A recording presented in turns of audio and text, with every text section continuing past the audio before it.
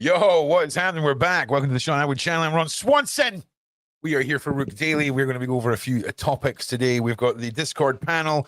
We've got a few of our rotating panel members are going to hop on later on in the show to talk a little bit about Weinstein and what is going on there, because all seems a bit fishy, if you ask me. And what else? I need to sort my headphones. Give me a second. In fact, we'll do this. Right. 21 degrees. It is roasting here. I've also got wet hair and it is driving me mad. So we may just tie this mop up for now. The call-in server is open. And we're going to jump in with getting caught up with Diddy and all of that good stuff. We've got Pamela and Stacey waiting in the waiting room. So just give me a second. Let me just something all right here.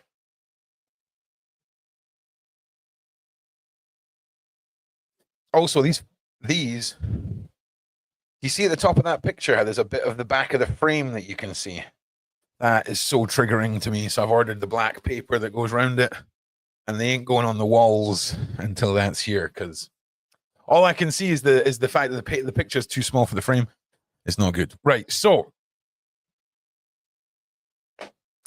Diddy, Stacey, Pamela, and here. How are we doing today, ladies? How are you? Holy. Hang on, why are you all coming out of the computer? Hang on a second. I need to adjust my sound. You're all coming out the laptop right now. Just give me a second. Okay. Voice and video, input, output. And we want that to go to system. Right, now when you talk, I should hear you properly. Okay. There we go. How are you? We're good. We're good. Good. It's been a bit mad at my end. Actually, you guys are not hearing me through the right microphone. I bet I sound better now. There we go. Right. Is everything on? Ron, you always sound good. Don't worry. I try. Is everything coming out the right things? Yeah, we're good. Right. Okay. Right. Yeah. So we're set up. So let me just put this on here, and then I bring up some Diddy stuff on the screen. One moment. Yeah. And we can go. You guys can sort of take me through the highlights, and we'll jump into today as well, because I know a lot's happened. Ron's life is a spicy meatball right now. So you've got a lot going on. Yeah, there's a lot. Yeah, absolutely. There's a lot going on. Yeah. But it's not bad stuff. It's not bad stuff. It's like it's all really, good stuff. There's just a lot of it. All at the same time. Yeah. I think that's what it is. Yeah. Like, Do you remember that scene in Indiana Jones, The Raiders of the Lost Ark, where he picks up the thing and then that big ball comes rolling after them? Yeah.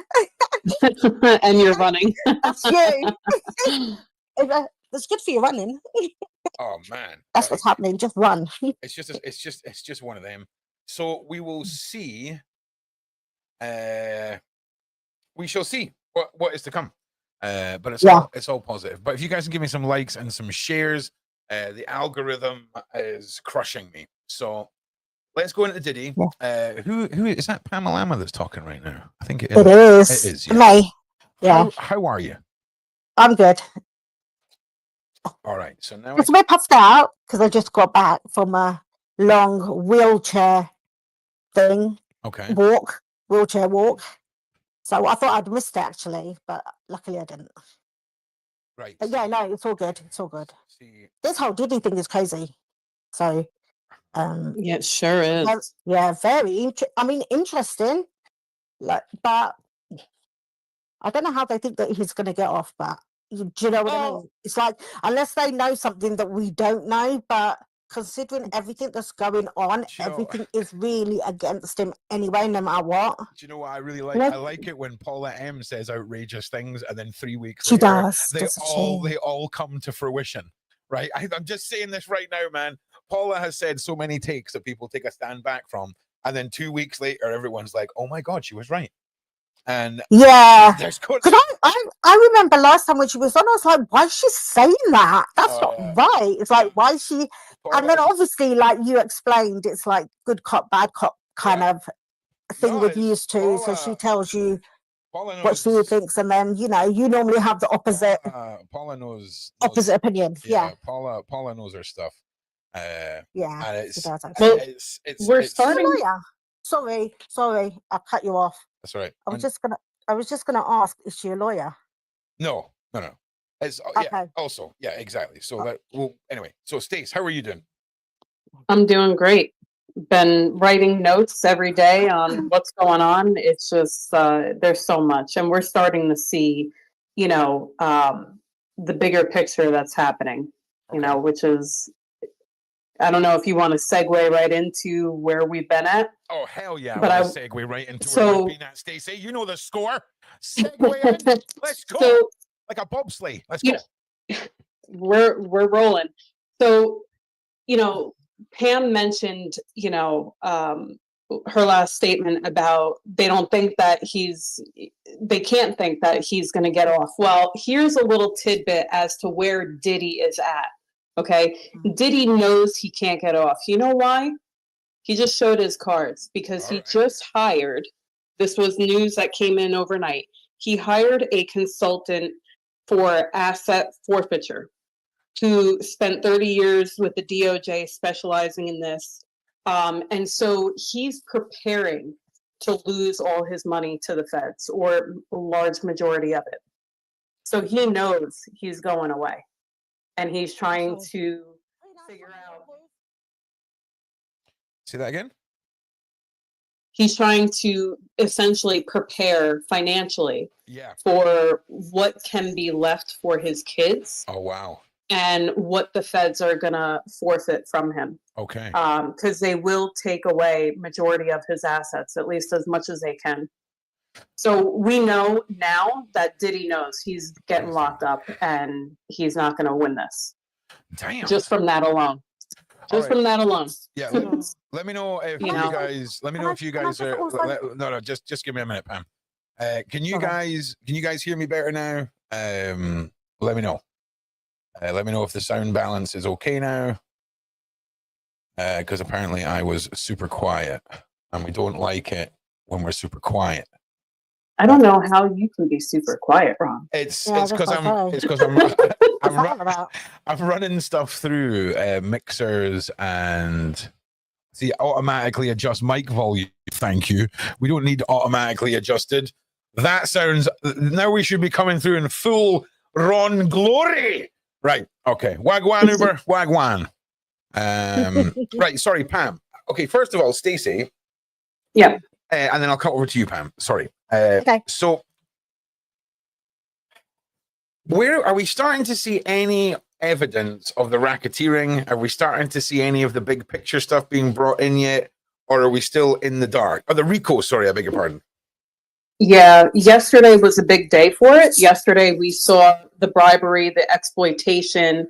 We saw the enterprise activities that took place. The P2D charges to be, YouTube friendly. That's been, already nailed down. We've heard multiple testimony about the P2Ds. But yesterday we had Cassie's mother testified and proved that she was exploited by Diddy for $20,000 in a bribe, basically saying, when he found out about Cassie dating Kid Cudi, he emailed Cassie's mother and said, I want my money back for, supporting your daughter. You need to pay $20,000 or else I'm going to release an S-tape on her. And this happened right before Christmas, like a few days before. So Cassie's mother took out a home equity loan because she didn't have that $20,000 in the bank. Oh my God. And she wired the money to Diddy. Now, Diddy's assistant, his bookkeeper, gave Cassie's mother the wiring details. And so she wired the money. And then like 5 days later, got the money back in her account. But Diddy's defense team, after she testified this, they did not question her. They just let it be because they know that she had the paper trail and the emails and the proof that he definitely exploited and threatened to exploit Cassie as well. Yeah, this is the thing though. When we look at exploitation, blackmail across the board, it's all bad. Okay. But when you're a multi-millionaire and you put a squeeze on someone for 20K, right? Uber, Filmora. That's what you want to be using, mate. Filmora. Wondershare Filmora. When you put a squeeze on someone like that, forcing them to have to remortgage their home, that's the equivalent of going outside with a magnifying glass and burning an ant. Okay? Like, why? That is, there's no other reason to explain that than that is a straight up power trip. It's not about the 20 grand. It's definitely not about the 20 grand. What's he going to do? 20, but he finds 20. You guys got 20 grand worth of lube.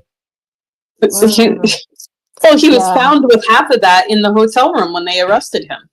So, you know, he didn't need that money. It was just a point that he knew he had power and control with those videotapes. Yeah. You know? It's crazy. Now, we also heard from his ex-assistant yesterday, David James, who worked for him for 2 years. And he spoke about his experience working with Diddy. And essentially, you know, he revealed that, you know, he would have to pick up prescriptions for Diddy that very often were in David James's name, and sometimes other names. He picked up drugs for him. He set up the hotel rooms for him. He was basically his gopher boy. And he did, he walked in on a FO one day, accidentally, when Diddy was asking for food. And he didn't realize what he was about to walk into. So he saw Cassie, you know, covered up in a blanket, and a S worker that was completely, you know, bare, that scurried away when he walked in. And Diddy was in the shower, and, you know, so he, you know, I'm sure was disturbed by what he walked into. And he was threatened by the security team when he would ask questions, and they told him, just do the job that you're hired to do, stay in your own lane and mind your business. You know, so the security team also, you know, protected Diddy and, you know, knew what was going on, but, you know, scared him into, you know, asking any questions. The other thing that he spoke about is he was basically using his own money to pay for the supplies for the sessions. And then he would get reimbursed because Diddy said he didn't want a paper trail of it in his name, which I found interesting.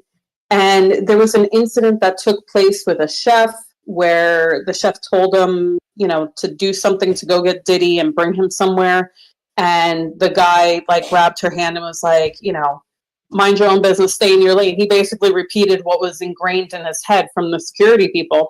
And then when Diddy found out about it, Diddy said to him, oh, you can't put your hands on a woman. You got to buy her a present now and make it up to her. So the assistant gave her a special cigarette, so to speak, right?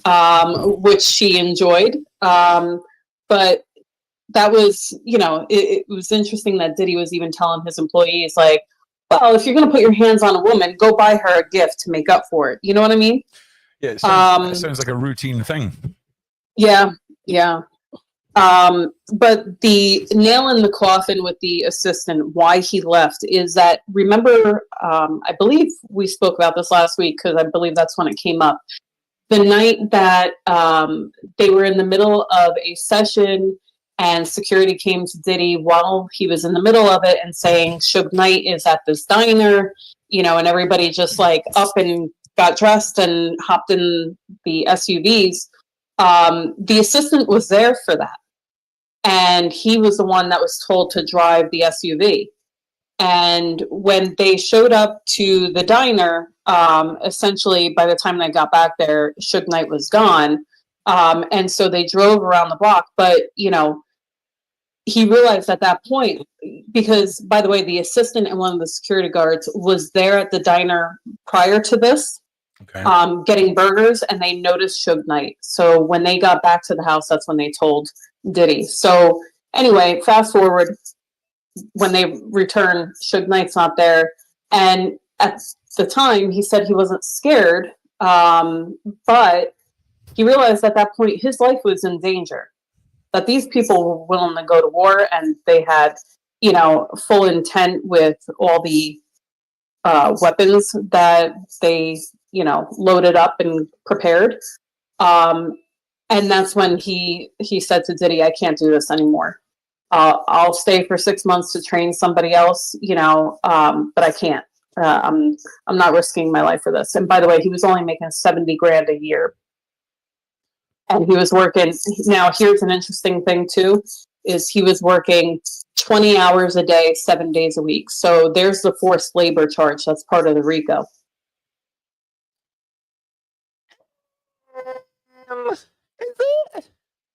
Is it forced labor? Is it? Yeah. Yeah, because here's the thing. Diddy wouldn't allow him to leave until Diddy said he could leave. Okay. I mean, that does sound like forced labor. But could we not argue? Well, Could we not argue that as an assistant, many assistants feel like they're overworked because their life is their job? Could they not argue that you were free to leave anytime you wanted and you chose to be there? Is it not a he said, she said on that one? What do you think? well, so what the security guards would tell him is, you know what rhymes with the word tired? Because he would say, "I'm tired. I need to go to sleep." Like, he wasn't able to, like, go to sleep. It was like, you know, he was being pulled all over the place. The security guards told him, "You know what rhymes with the word tired?" And he was like, "What?" And they were like, "Fired." So basically telling him, if you complain about being tired, he's going to fire you. Yeah. So, you know, there's that, like, fear, But again, manipulation, force. Again, that didn't you come know? from Diddy. That didn't come from Diddy. So you could argue that's hearsay.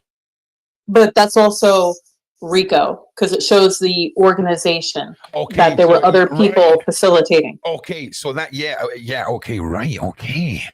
Yeah. Nice. Yeah, you got to think outside the box, Ron. No, that's why Ron asks why he asks, because sometimes it takes Ron a couple of weeks to get there. We have to go the long way with Ron sometimes, but we get there. So yeah, that shows that there is for a start, it'd be one thing if it was your team leader saying, "Hey, you can't leave before 5. It's only 1:45. You can't be leaving before your shift ends."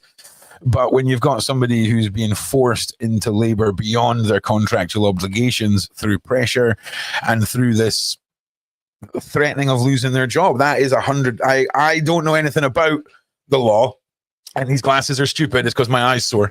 I have a couple more details about this assistant. He was very strong for the prosecutors yesterday. But yeah, it makes sense. Yeah, carry on, Stacey. Sorry. So when they asked him about, you know, when he would meet the dealer, I forget the guy's name. One Stop. There you go. I think that's just like a made up name that they gave him to protect his identity. When he asked about, like, you know, who was around when you would meet with the dealer to pick up substances, there was an instance where Barack Obama was there. What? Yes. The ex-president of the United States. And to top it off, some of the X pills that they had were stamped with his face on it. Obama's. And I was like, oh my God, please do not tell me the feds are going to be looking into whether Obama is part of some kind of drug manufacturing. And, you know, because why else? That's how these dealers brand themselves, is when they put a stamp on it, you know, that's how they symbolize that brand. Well, look, so look, to have that stamped with Obama's face on that implies not necessarily. When it comes to narcotics culture, it's bricks that are usually stamped with a cartel logo. The little tablets, I'll be honest with you, I've seen them with many a president's face on them. Many a president's face. Yeah, 100%. Super Mario, car emblems, Zelda's, freaking. There was even Louis Vuittons in the shape of handbags with the Louis Vuitton print running through them. It's crazy where narcotic aestheticness has come. It's wild. So I get what you're saying, though. Guaranteed, though, right? All I'm saying is, if you bust me and I've got a big bag of pills and they've all got one of my friends' faces on them, it might not be because they're he's the one that they're getting sold for, but guarantee he's lost some stupid bet. Do you know what I'm saying? Like, if you can't do this, I'll put your face on all the next batch of Swedgers. Do you see what I mean? Yeah. So, Yeah, it's a bit. but when it comes to the big bricks, right? The reason that the cartels stamp them with their logo is so that if you find them washed up on a beach somewhere, you know you're going to die if you don't leave it where you find it. Because they'll find you. They will find you. And that's not all, Ron. That's not all. So while we're talking about substances, there was a party where the assistant was there, and he I forget what he took, but he said he's a straight arrow guy. He doesn't normally like do anything like that, but there was a party where he did try something there, and he was dancing, and there was a videographer there that caught footage of him dancing, and towards the end of the night, he saw Diddy watching footage, and he was like, "What are you doing?" He was like, "Oh, I'm watching footage." He was like, "It looks like you were having a good time over there." And he was like, "Yeah, I'm just Diddy bopping, And Diddy was like, "Well, now I have footage of you that I can use if I need it in the future." And so there you go, another threat. And yeah, and the other thing that came up during his testimony was about a blog post that Diddy saw that spoke of somebody leaking that he beat up Cassie, right?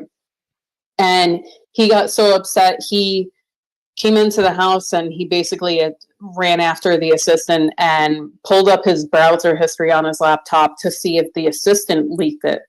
And he didn't believe him. So he actually had an FBI lie detector specialist come in and place him on a polygraph. Now, the assistant passed. It showed that he wasn't lying.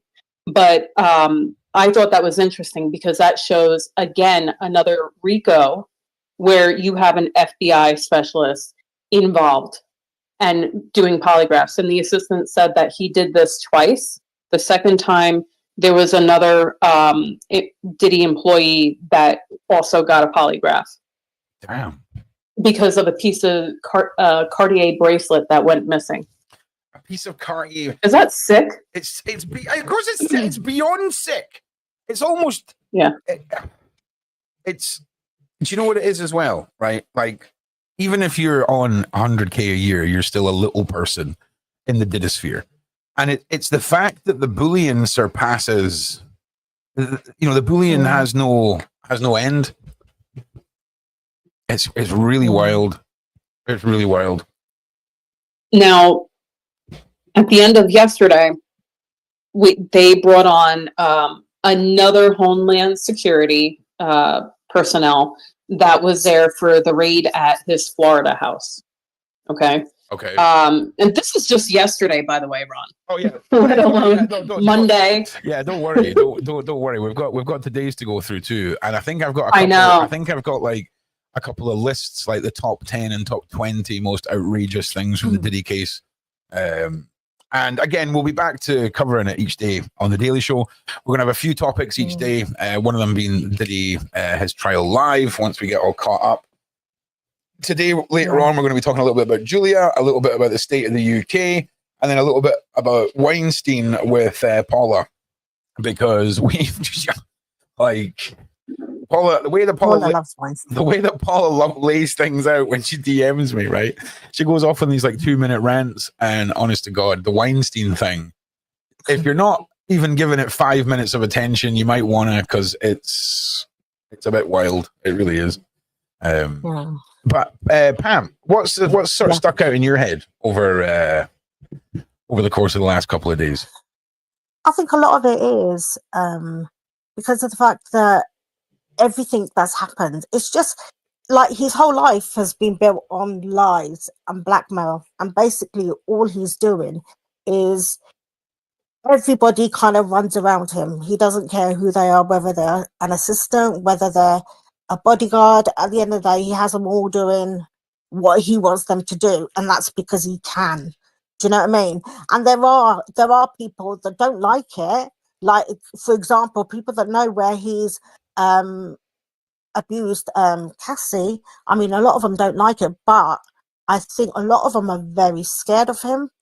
And I don't even think it's the fact that like when he says he can blackmail them, like, because that's essentially that's what he does to everyone. He just blackmails everyone.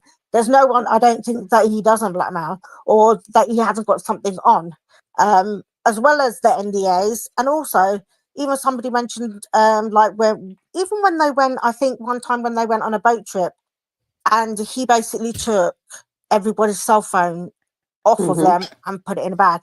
And also his own kids that were on there as well, they had to give him their phones. He doesn't have any phones because he knows at the end of the day, if somebody was to catch anything with their phone, he knows that that's it. People will find out stuff. And then there's also the hearsay. It goes from one thing, something small, and it gets bigger. And a lot of people, I think, majority of people, that I think they're just scared of Diddy because of the fact that he's so, in a sense, like, he's powerful, but he's not powerful. He thinks he thinks he is untouchable. And I think the whole thing with having, for example, Cassie, she was very good, like, on the stand. Like, she was very, she answered everything. I think she answered all the questions, even when they showed photos and everything. Yeah. And as much as maybe she may have felt like humiliated, because that's what he did. He promised this 19-year-old that basically took her from somebody else, promised her that she should have the best career ever, and then basically just started, like, seeing her on a regular basis. And then, yeah, he did. I don't even know. I don't even know if he did the one album with her, but I know he did a contract with her to do 10. Now, I think everybody knows the reason why Cassie stayed with him. I think it wasn't just, she fell in love with the guy, but it was also the fact that she wanted to, she was a good singer, to be fair. If you actually see her, if you've seen her songs previously, she was a very good singer and she could have done really well. But he, like, he kind of held her at a distance, like, oh yeah, we're going to do it, but I want to do this. And for example, he's always going on about freak off. I think he was obsessed with these freak offs. 100% if he could, he would have one every single day. I mean, it's ridiculous when they turn around and say to you that they're having a freak off that's last 4 days. Yeah. I mean, what a human being can do that physically, lightweights, and mentally as well. And that's what he was making Cassie do. And she thought she was pleasing him, and she thought that he'd want her more. But no, it was just he was using her. Yeah. She was good eye candy on his arm, to be fair, when you think about it. But 100%. He really was using the hell out of her. And I think even now, like, people always say, look, she was with him for 10 years.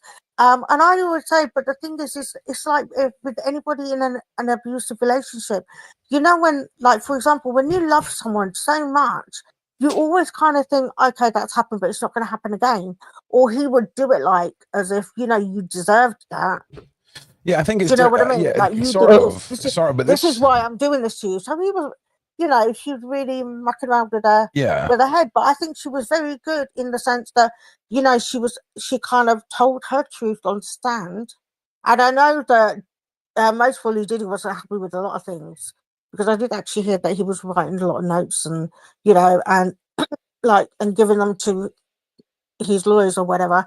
But I think whatever she said, I think people, I don't even think anybody's really shocked. Anybody that knows Diddy is I don't think they're actually shocked.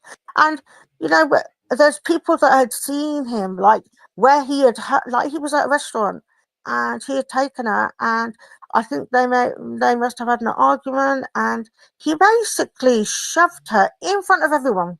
See, that's how low, like, Diddy was. The fact that he didn't even do it in private. He didn't care who was there. I mean, there were like other famous people there at that dinner that he went to. And I want to add to that. Yeah, fire away. But the thing is, he also attacked her and had a very heated argument in front of her mother, where her mother actually attempted to hit Diddy. And because he also took Cassie's phone away from her, and the mother was like, you know, getting outraged about what he was doing to Cassie. And so he eventually gave up the phone back and gave it back to Cassie, but then he took Cassie's car. can I just also You know, say- like, now the other two things I want to say while you're on this topic, before I forget it, because I already did before you started talking. I'll come back to you, Pam. It is the ex-assistant mentioned that during his interview, the woman that was interviewing him from HR pointed to a picture of Diddy and said, "This is his kingdom, and we are all here to serve him," which I thought was really telling about what his whole organization really was about. It was all about him. This is his kingdom, and we all serve him. Is that what you said? Yeah, correct. Correct. But I think, can I just say, but I think the fact that he was in the position and he was doing what he was doing, that just goes to show he thought he was the king of the land. And he thought that there wasn't anybody more 100% higher than him. And here's the thing, as far as where Diddy sits, right? Diddy was untouchable up to like New York mayor level individual. You see what I mean? Like from you know, the lowest forms of society right up to that level. He was freaking balling it, mate. Absolutely balling it. And it's to us, that seems like a lot of power. But in the grand scheme of the cabal and the bloodlines and the faceless people that tend to make the terrible decisions and create these individuals, it ain't that far up the food chain, you know? Of course. Yeah, of course. Well, he had his grips on so many people. Yeah. So can I just say, with regards to these higher uppers, at the end of the day, he was doing what he was able to do, but he still had to do what he was told to do as well. Of course, but we 100%. don't really get to see that because it is the elite, so no one really knows who is part of that. Oh well, we can speculate and we can point some fingers, but yeah, I mean, I agree. He was definitely taking orders as well as giving orders for sure, 100%. Pam. Yeah, I'm so sorry about that. Why does it ring? Why does my phone have to ring now? Anyway, can I just also say, but you know that at least it's like we don't know, because at first I even thought that he was like an elite, but obviously he is he's kind of like you say, he's not at the top of the food chain, and it's like you know when people were doing like rituals and everything like that, I'm sure he still had to do what he needed to do, and then and everybody else that sold essentially sold their souls. Yeah.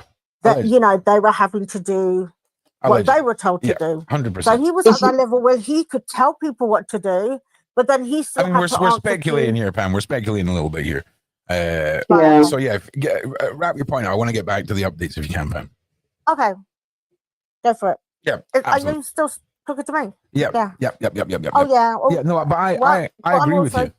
I agree with you. What? Yeah, no, and then also, they had the girl that was in Danity Kane, one of the girls that making the band. Dawn Richards. Dawn, yeah. So they had her on the stage, on the stand, and they were asking her a lot of questions. I don't actually think. I mean, a lot of them, I don't think they actually wanted to be there, and I think they had no choice. But she answered what she could answer. But it was like she could only do too much. Like she said that she had seen Diddy abuse multiple episodes. Yeah, she had seen, and I think even a few times that she may have kind of not intervened as in stopped it, but said something. And what Diddy normally says is just mind your own business kind of thing. Otherwise, you know, People are going to go missing. yeah. So, Those, you know, yep. yeah, so she was, so obviously she was saying, yeah, she was there, but then she was also very careful in like what she said, I think, because majority of them, that, you know, they are scared. A lot of them have been subpoenaed, so they don't want to be there. Well, not only that, they've got no choice. Dawn Richards also Mm. has a civil lawsuit against Diddy. So she was also told by the feds, like, you know, essentially she had to focus on only the topics that they wanted her to address. And she served her purpose in that way. She couldn't speak about the direct threats that she received from Diddy, and the times where she was attacked by him or the ways that he screwed her over, because that's all in her civil lawsuit. So she couldn't speak about that. Her, you know, her whole thing was to talk about what she witnessed with Cassie, and she served her purpose. Granted, the defense, they did a good job at, you know, poking holes in her statements. So it was one of those things where, you know, she wasn't as strong for the prosecutors as maybe most of us would want her to be. But her hands were also tied. So, you know, I give her some grace on that. You know, it's like walking a tightrope for her. The other thing that I wanted to bring up is the assistant heard Diddy tell another business associate, asking, you know, how is Kim doing? And Diddy was like, oh, Kim's doing great. She's in, you know, LA with the kids, and, you know, she's my queen. And then the business associate was like, what about Cassie? And he said to him, oh, Cassie's great. You know, she's young and moldable, and I got her right where I want her. Oh. Now, if that's not a character, you know, a character witness, I don't know what is. I mean, but look, that just again, goes to show the mindset that this man had. Again, you know, that he could just, can he we knew not, can we not young enough to manipulate. Can we not argue that was, that could be argued that was the music producer or her manager speaking, as opposed to Diddy the monster, where he's like, you know, we've got her right where we want her, or I've got her right where we want her. Maybe that's could be seen as in reference to his the music or something. Do you not think that they're going to be able to sort of? I don't think so. Good afternoon. You know why? Yep. Tell me. I think because of the fact that, you know, this guy asked about Kim Porter first. Okay. And then asked about Cassie. So I think it goes to show that the focus of the conversation was about his relationships with these two women, personally. Yeah. That's just my opinion. I get you. You know, they weren't talking business. But when you think about it, I suppose she was the mother of his children, so he kind of, and I think he most really truly loved her in that sense, because she was the mother of his kids. But I think there could have been, that was like with Cassie, I think he just wanted Cassie to be at a certain level kind of thing. And, you know, they all knew that, Kim Porter knew that about Cassie, and then Cassie knew about, you know, the other women that he was seeing. I mean, he wasn't just with Cassie, he was with various women. 3 other women, yeah. Besides her. Yeah. He was thrown under the bus about that. Yeah, but that's the audacity of the whole thing, isn't it? The fact that he doesn't care. That's what amazes, you know? Because a lot of people will be thinking, you know what, Cassie, she's beautiful. Why are you treating her the way you're treating her? Kind of thing. But like you said, Ron, it is a power trip. 100%. For him, it's control and it's power. Oh no, 100%. Now, listen, everybody, if you guys can do some liking and some sharing for me, I would really, really appreciate it. I know you hear me saying it, but if you could actually do it for me, give this a share, give this a like. It really does help out more than you think. And we will be jumping into where we're at in the Diddy trial today in just a moment or 10, shall we say. And we've got Paula coming on to talk about Weinstein in just a little while. I'm going to be talking about some of the state of the affairs in the UK and the rise of the Mahdi. And it's very interesting that apparently we have the new messiah for Judaism Christianity and Islam, walking Mm-mm. inside the British soil with his newly founded religion, where he preaches some very interesting things about wanting to bathe the streets in rivers of blood. And Wow. it is interesting when you look at how many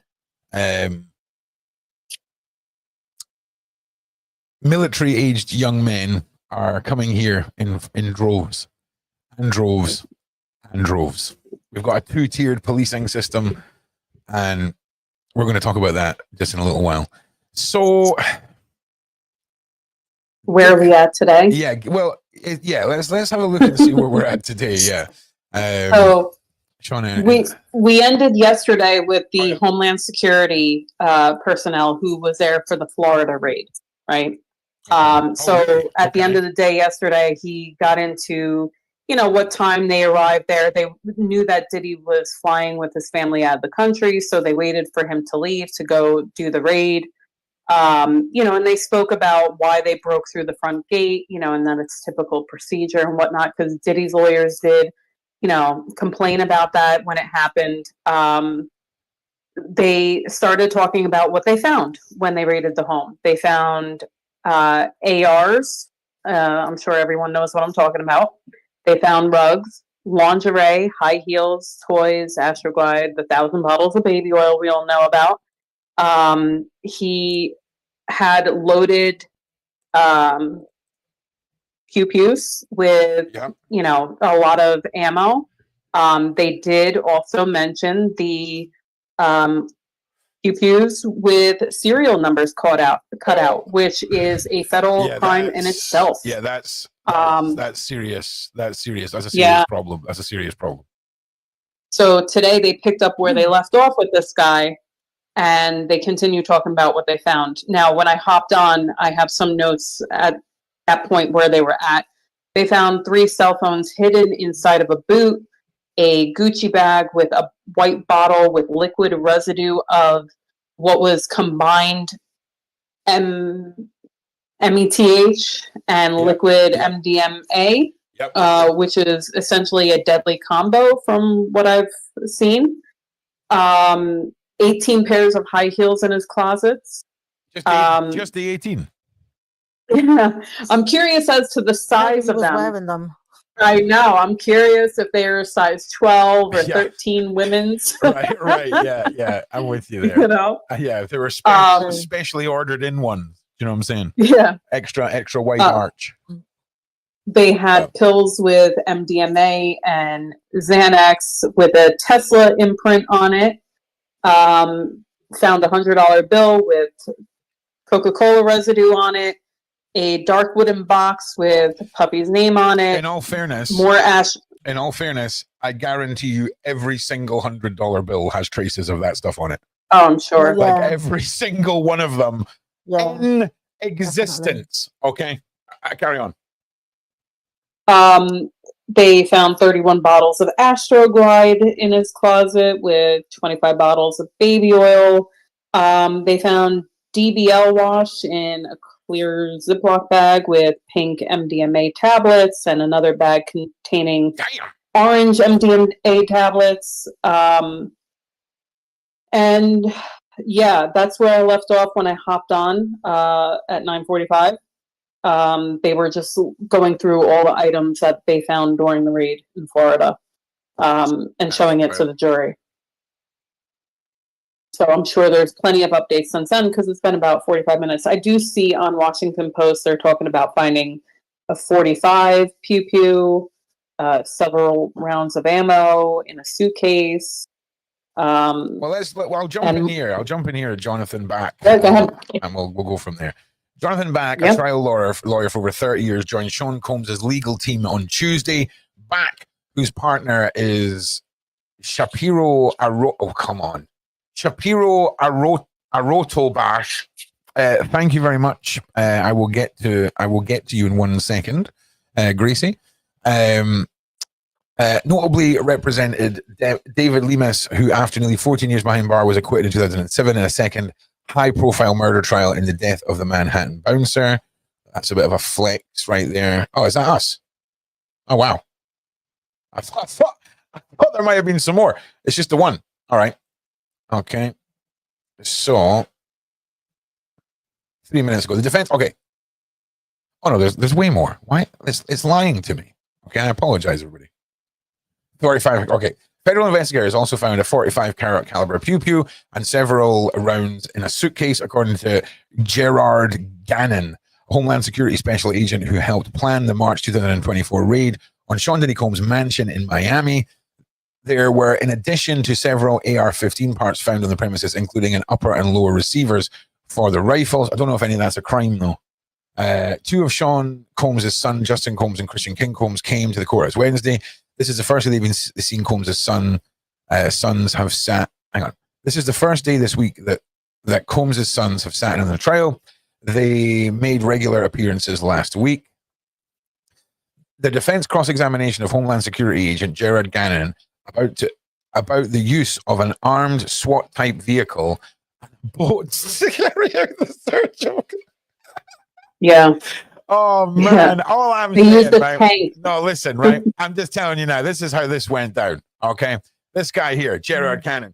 The message came across his desk, right? You are raiding Diddy's mansion, right?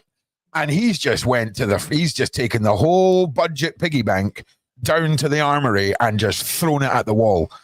Legend about the use of an armed SWAT tank and a boat to carry out the search of Combs' property in Miami last year.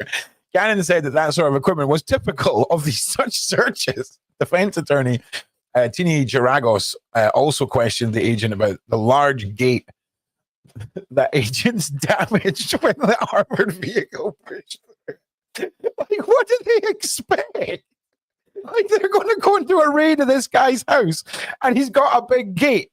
What do they want them to do? What's protocol? Like, ring the bell? Like, you're going through the gate. You're going through the gate. Madness. Can you explain why you brought a tank to Mr. Combs' house? Aha, yeah. Cause mental case. All right. The defense also asked Special Agent Gerard Gannon about the workers encountered by law enforcement during the raid on Sean Combs' mansion in Miami, a property manager, a music producer, and some facility employees. Gannon said these people were put in handcuffs until they were identified and searched. One uncooperative person, he said, was kept cuffed for a bit longer. No weapons were found on the workers, and no paraphernalia. Defense attorney Tenny Gragos confirmed at the time of the government raids, representatives for Combs called them an unprecedented ambush. All right, okay, so that's us. All right, so yeah. More pew pews found. Also, Gracie, hi all, like and share. Justice for all the victims of the horrendous ring of evil. I can't imagine the horrors. Good to see this narcissist pay. He is ruined. Great channel. 10:30 midnight coffee. My G. Hope you're having a good day out in sunny Australia. Well, it's moony Australia right now. I would imagine moony Australia. Are you in the future? You're in tomorrow, right? Oh, you're in the future as well. Time traveling. Yeah, it blows my mind. It blows my freaking mind right now. So I mean, what do we take from that? You know, when you go. They mentioned yesterday that they, in similar situations, they've used the same force with the tank because they knew that there were security there, and essentially only one person knew whose house they were raiding. Everybody else was not told whose house they were raiding. They had 90 agents there because of the size of the house. It's like 22,000 square feet. Can you imagine? Yeah. And they knew of also the dock that Diddy had in the back for his boat. So they had to use that kind of force. Yep. In case he made an evil supervillain getaway in like the freaking Diddy boat. Well, him or his security, you know? Yeah. Yeah, I'm with you.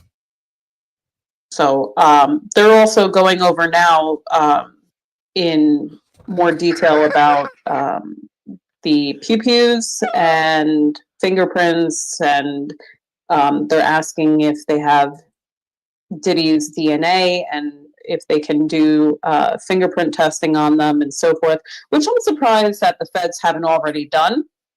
Yeah, to be honest with you. No one would not.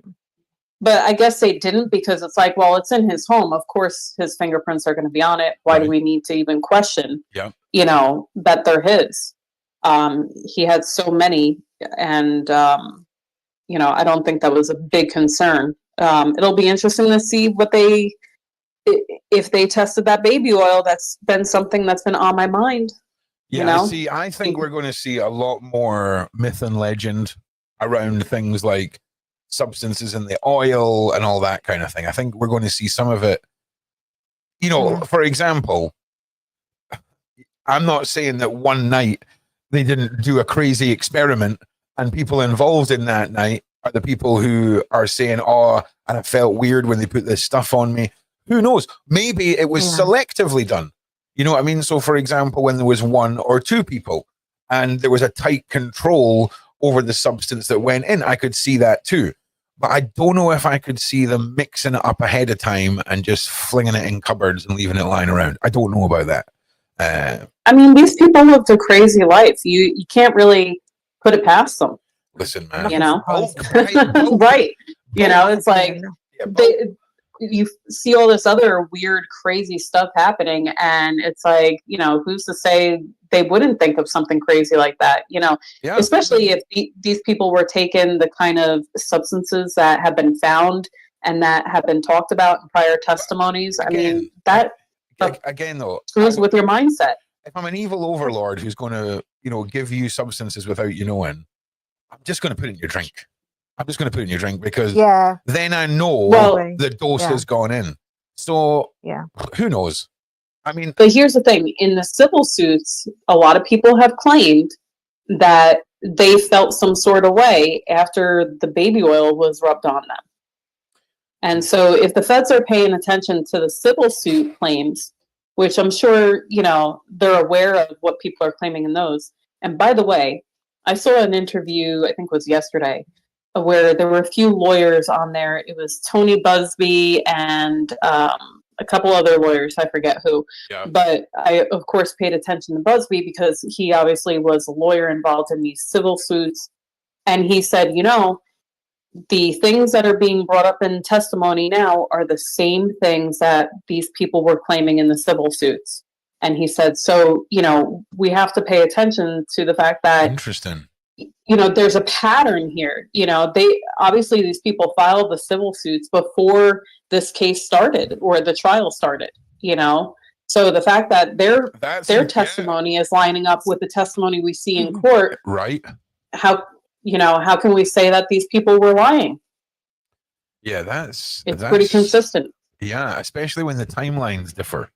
You know, it's not cases that have come out since things could be pulled from this trial. That's an interesting one, and it's good that they're paying attention to it because the data is important, and it is. I mean, the data is pretty vast. Now we're going to see when Gerard Gannon is done going through the whole raid details. We're then going to see the forensic psychologist Dawn Hughes, who was on the Johnny Depp and I believe it was either Epstein or Weinstein case. Okay. She testified during that case. So she's going to come on today and talk about the psychological abuse and manipulation and the way that victims, you know, process that kind of trauma. And there's a few things that she's going to be hitting on to explain why, especially Cassie, could not escape any sooner, you know, and why to be honest with you, this poor girl thought she was in a loving relationship and did not realize, and probably still doesn't realize, that she was just a victim of manipulation. She was being used as a tool for Diddy's pleasure, and he never intended on being in a relationship with her. And that's why he kept her at arm's length.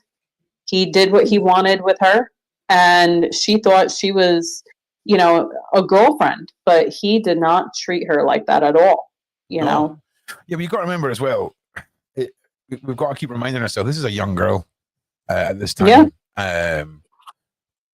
Seemed to be drawn to an older man who happened to also be her music producer.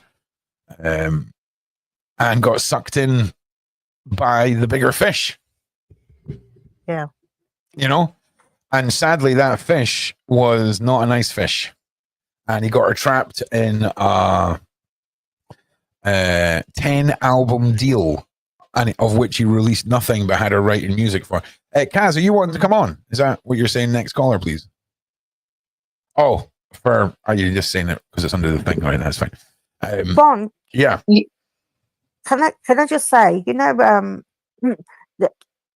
I mean, it may be just slightly off topic what we're just saying, but he did have an interview with some guy, and the actual host said to Diddy, like, what happens at your parties? And he basically said, he goes, well, you get some women, you have some drinks, and then it's like you put the heating up, and then you have locks on the door. And then obviously after that, once he said that, it was like the host laughed and said, well, now it's just sounding dangerous. But it just goes to show the audacity, the arrogance of Diddy, that he wasn't even lying about the things that he was doing. People were mostly laughing and think he's joking. Right. But he's literally telling you, this is what I do. Right. And there have been, obviously, like when he does have these freak offs, when they have their parties and that, I mean, they leave everything in such a mess that people just like shocked, like what the hell are they getting up to, kind of thing. The people that actually clean them rooms must be thinking, I'm obviously pays a lot to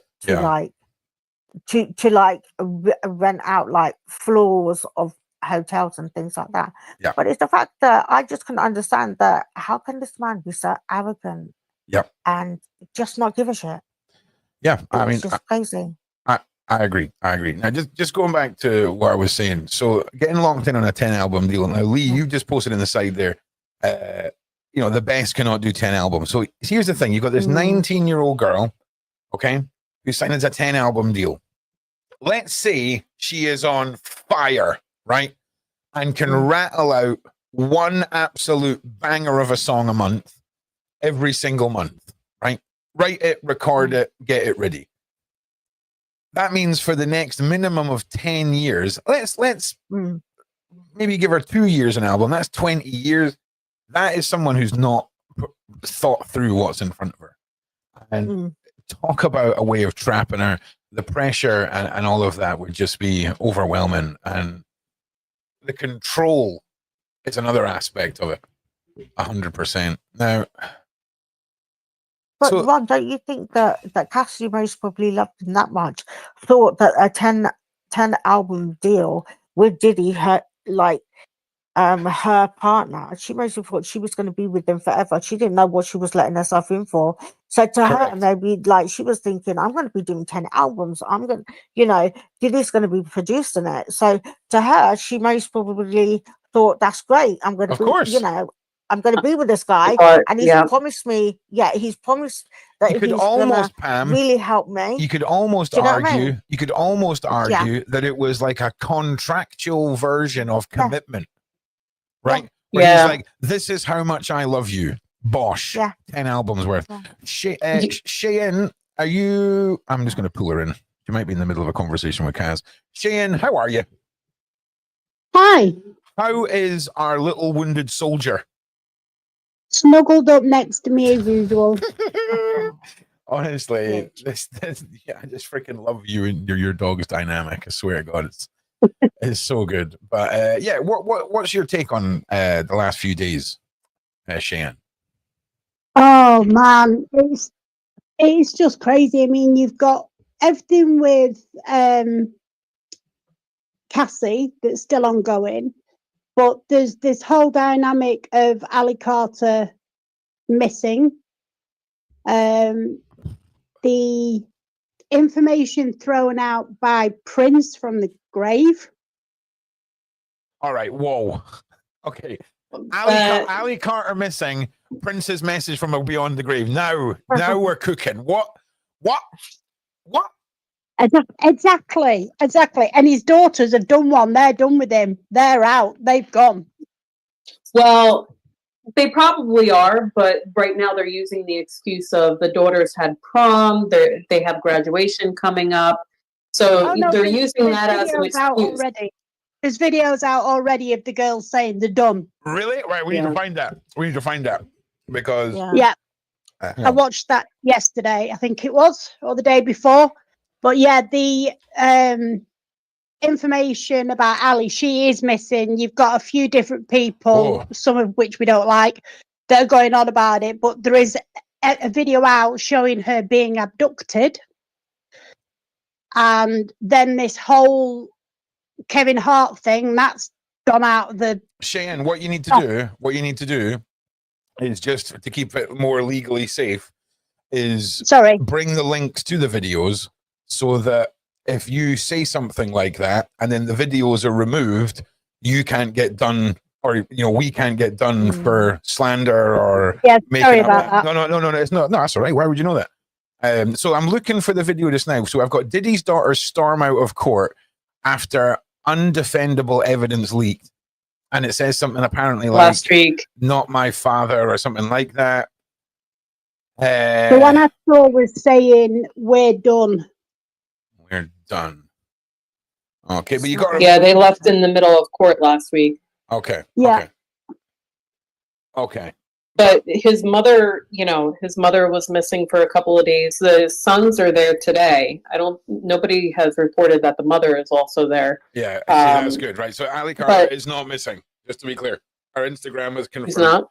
I mean, yeah, but in the same way Victoria's Instagram was confirming stuff, let's take it with a pinch of salt. I do know, though, that about a week before the Diddy trial started, Ali Carter's team was very public about wanting to do a round of podcast interviews, and we're posting links and things like that as to how people could get in touch, which I thought was quite a positive thing. Or it's the evil cabal tricking us all to lure us all in with... But don't you think, Ron, that Ali Carter would be an amazing person on the stand? Because she knows. Well, they can't. KLG has just said that her Ali Carter's team have said that she isn't missing. But it's a lot going on. But there's no video out yet about... Do you want to see a really cool video? Do you want to see a really cool video? Here's a cool video for you all. Here's a really cool video of a individual filming my fiance and child walking through a kid's park. Oh, wow. So I just want to say, looking forward to my time in East Kilbride this week, because I think you're going to be a real famous chap. That could be a nice little chat for you, isn't it? Oh, 100%. Oh my goodness. So yeah, right there. And it's funny, she said she's seen them down the path and remembers hearing that there's been an issue with migrant workers who are sitting in parks filming women and filming kids. So she got her phone ready, and as soon as she walked past, boom. And now listen, you can say what you want about whatever. That individual, the way his shadow is casting, right? It's in front of him. So if you were on a voice call or a video call, you wouldn't really want the sun bouncing off your screen. So he's made a point of pointing this in her direction. Everything lines up. And looking forward to making a massive fuss about this.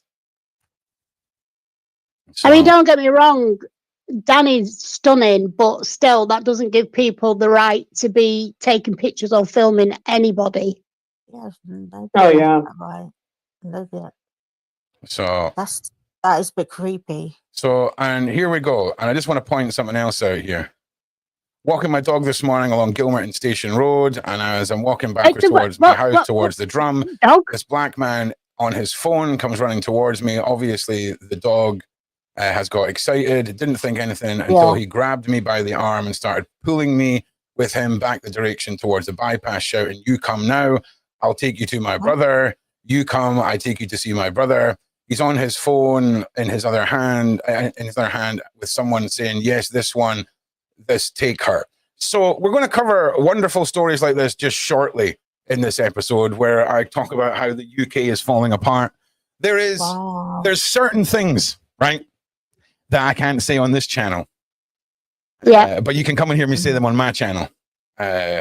Because there is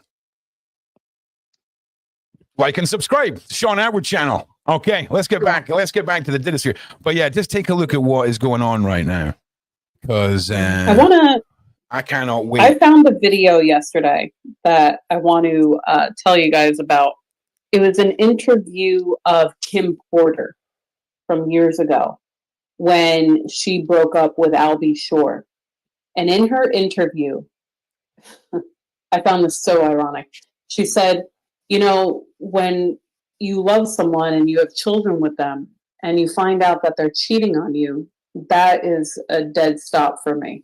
I can't accept that.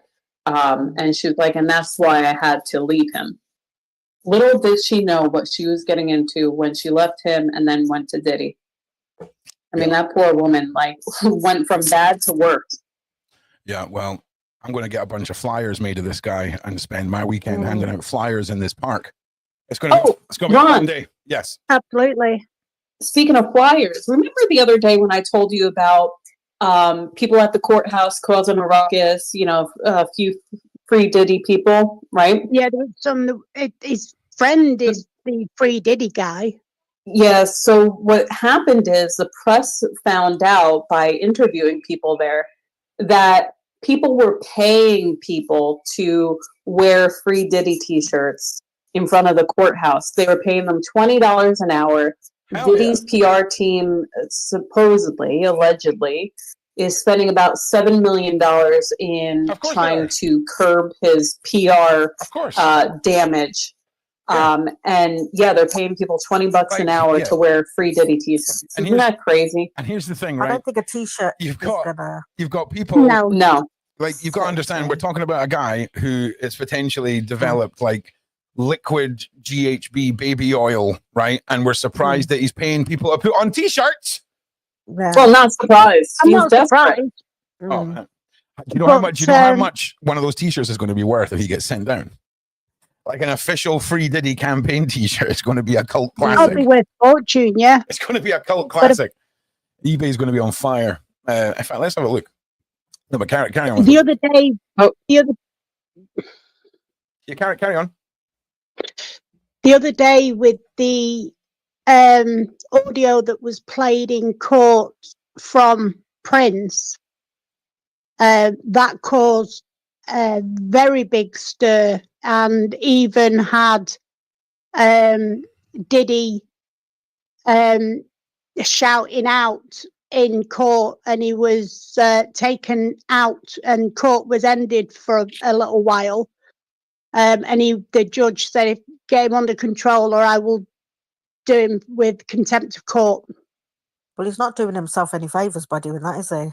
No. Well, that's it, because the juror and everybody else saw the snapping him because he was screaming out, that's lies, he wasn't even there. Literally went mental.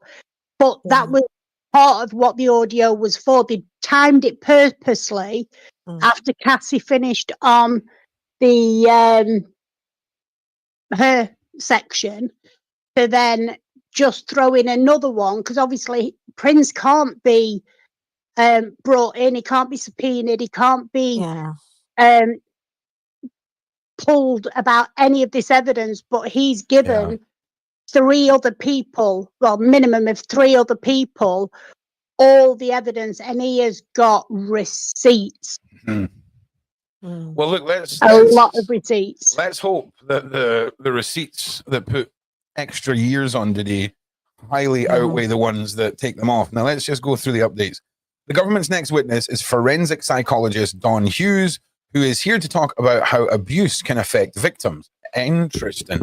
Prosecutors are hoping her testimony can help contextualize some of Cassie Ventura's behavior over the course of her relationship with Sean Combs. Ventura has testified that she did not want to participate in Combs' free cops, but felt compelled to do for several reasons: fear of physical abuse and blackmail, but also because she loved Combs and wanted to stay with him. I'm not being funny, but he is done after the 20K blackmail. Like that whole I'll release your daughter's freaking shenanigans if you don't pay me 20K, he's cooked. Yeah. He is cooked, right? Sean Combs' lawyers have maintained for months that the government overreached its pursuit of the famed producer in her cross-examination of Hong. I'm sorry, they're going to go on. Are they going to? It's the fact that they're criticizing the fact that they turned up with a tank and a boat. I don't know why I find that so funny. I don't know why they're even mentioning it, right? Like, it's just, I tell you what, though. Do you know how flammable that house is with all that baby oil? I mean, it was a flash. If a flashbang had went off in one of those bathrooms with all that baby oil, that would have been like a small suitcase nuke going off. All right, Sean lawyers have maintained for months that the government overreached its pursuit of the famed music producer. In her cross-examination of Homeland Security Special Agent Defense Attorney Tenny Geragos asked about the methods and number of agents used in March 2024 raids of Combs' Miami mansion. Her questions on the exact placement of certain items may have been intended to suggest to the jury that the search was not thorough. She also asked the agent if he had guns at the home and got him to confirm that the government did not begin investigating Combs until Cassie Ventura filed an transportation lawsuit against him in 2023. Okay, interesting. Let me just refresh. Now, let's not forget, we have only seen victim 1. There's 5 victims that are going to be testifying. There are, in the Enterprise letter, I believe it is, they include a minor victim 1 and 2. So we're going to be hearing from them as well. Yeah. And so we're only on day 8, and they've covered like everything that there is to cover about, one of his more significant relationships. And we still have 4 more victims to cover, and to hear what may be coming from them is. Do you want to play? He's done. Do you want to play? Can I just? Yeah. On you go, Pam. No, can I just say? Did they not say? I mean, I'm not sure what the situation is now, but did they not say that the third person was missing? Was that not a thing? Yeah. Yeah. They've basically let Have her they found go. that person? They've let her go because she would be a hostile witness if they were to basically, find her and drag her into court. So they got enough people to testify in this case where they don't necessarily need her testimony. Yeah. So they've just let it go. What I wanted to know was she bought off? It's very probable. Do you know what I mean? But I wonder if the feds would. Well. The thing about that is the feds can find that out. Yeah. And that would be a critical turning point. Yeah. If they find out that a witness was bought off, this man is going to have triple life sentences. Yeah. Witness tampering is a huge no. And there's been talks about the jury. So one thing I've been curious about is their reactions. And there's one juror in particular who essentially has been emotionless towards the testimony of Cassie and Dawn Richards or Richard. And she's the only one who's basically had like a stoic presence. All the other jurors seem to be grasping, and especially during the testimony of Cassie's mother, they showed a lot of, you could see that they were emotional about it, even though they have to keep composure. And Cassie's mother. Can I just say, just because of what you just said now, do they not always kind of like, some jurors are very much like they don't want to show you kind of whether they don't want to show the emotion, because then that kind of makes it what other people think that, oh yeah, they're feeling sorry for Cassie, so he's definitely gonna go down kind of it's thing. possible So because it could just be a fun. be like a poker face kind of thing. Mm-hmm. And I get that. Sorry, no, carry on.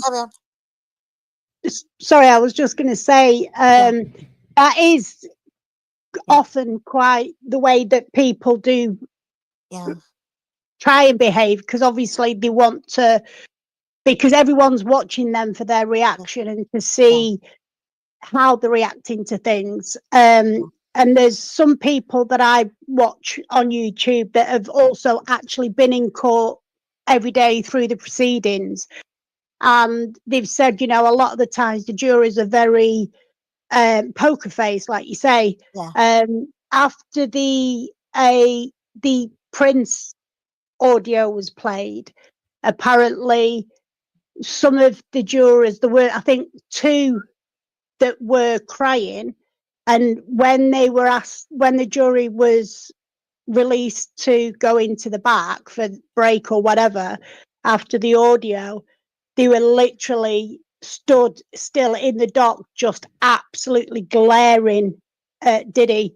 And from the start of that audio, because of how much of an impact it had on Diddy hearing this, that his whole demeanor changed. He's been quite calm and just going through the motions.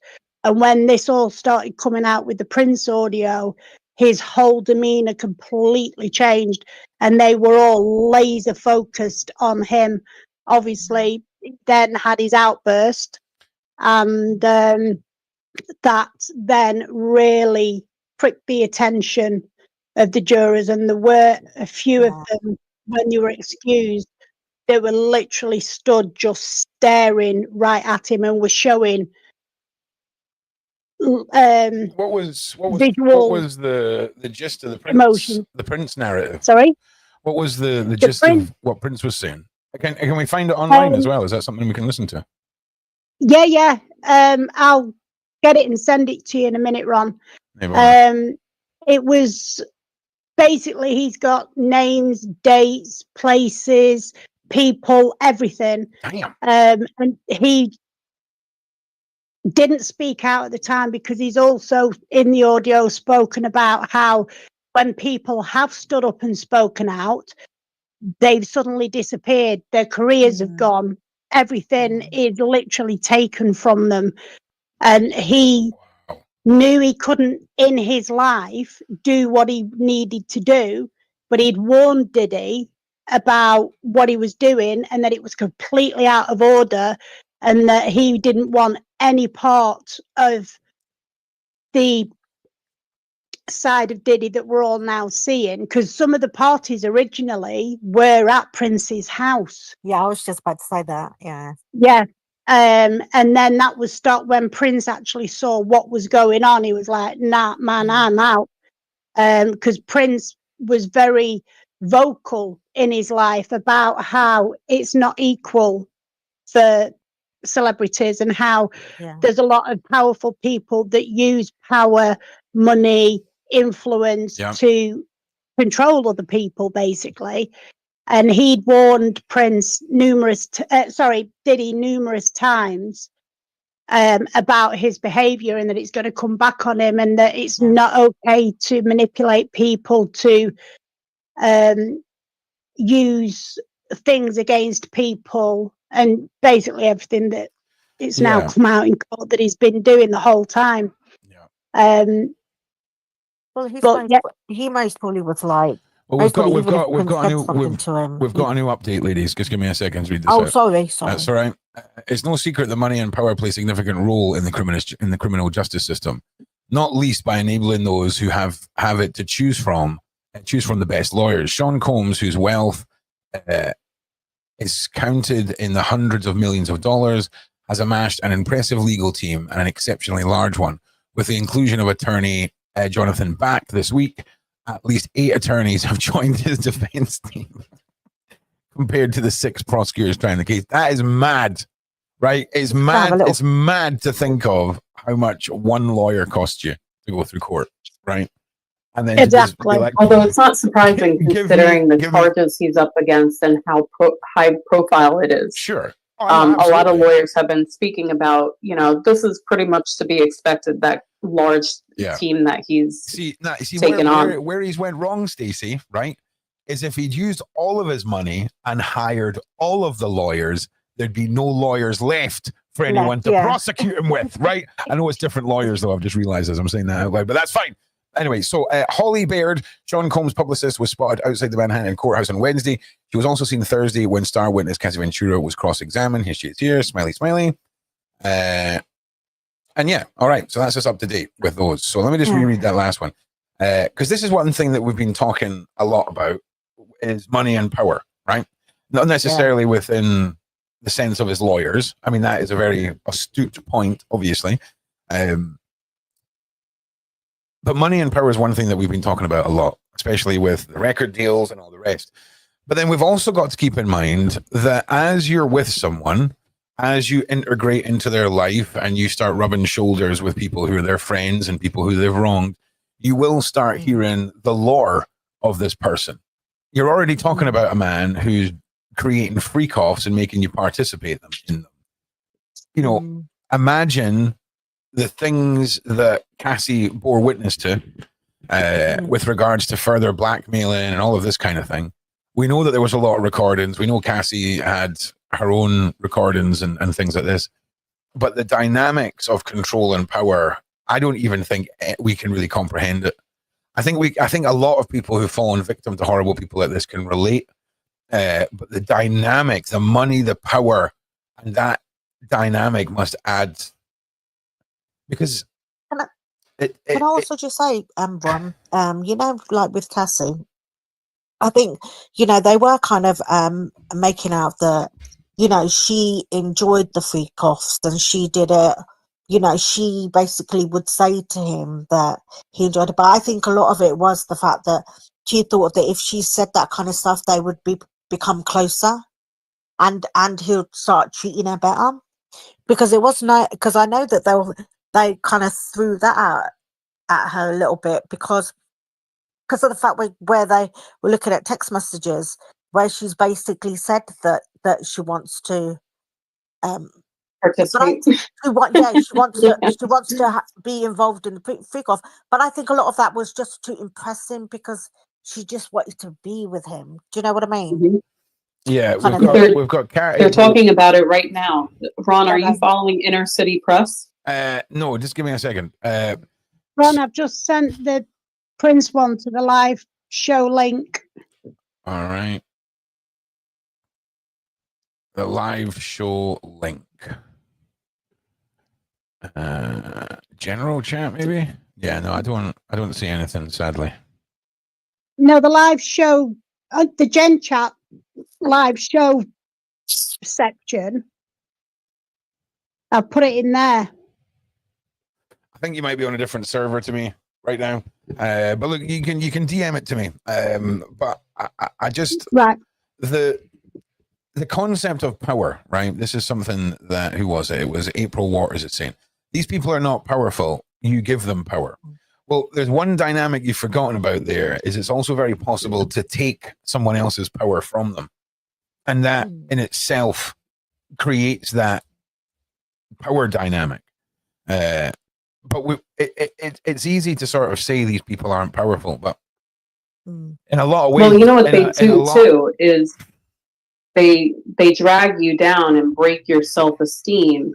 So this way you look to the same person for validation and to build your self-esteem back up. It's like a cycle of, you know, they break you down repeatedly and then you look to them to bring you back up. So, you know, that's another dynamic in itself. And you see that very commonly, you know, with these wealthy people who know, you know, how to manipulate, especially people that are in a lesser situation than them in some way, shape, or form, or younger people that are easily manipulated.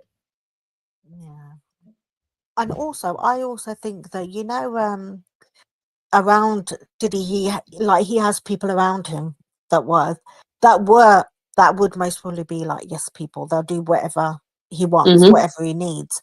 And so when other people see that, they're gonna just think, wow, this guy, like he owns the room, in the sense like he will just say do this, do that to anybody, and they'll just go and do it because that's, you know, because they're part of his team. regardless of whether it's right or wrong. But I do think that a lot of it is, people, because of the way he acts, the way he speaks to people, he kind of thinks he's powerful in that sense, and the way he speaks, it's just, he doesn't really care how he sounds or how he says things.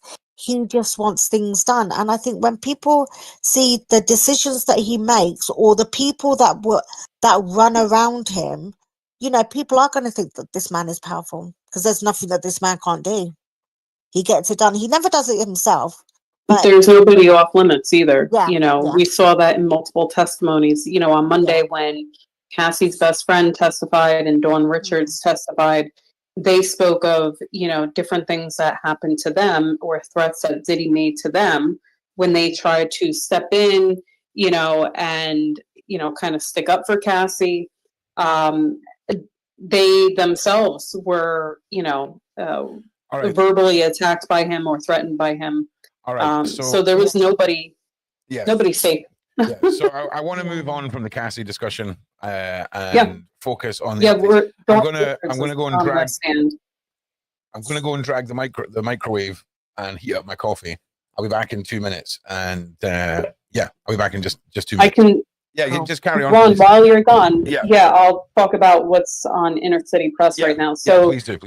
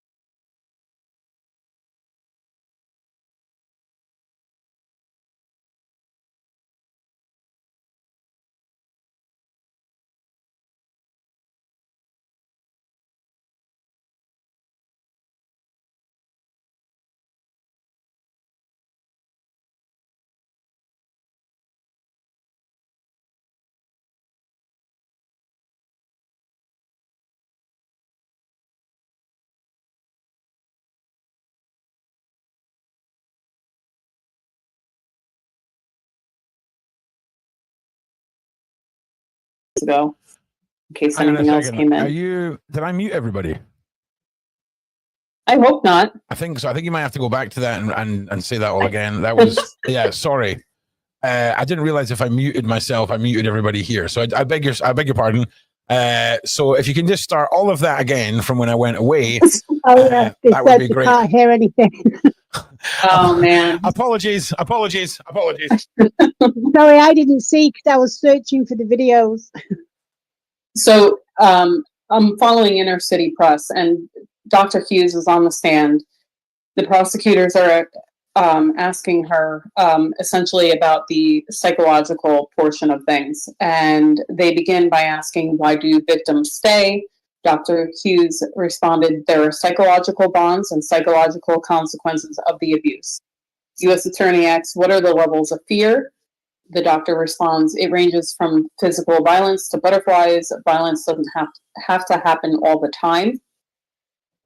Prosecutors ask, "What is psychological violence?"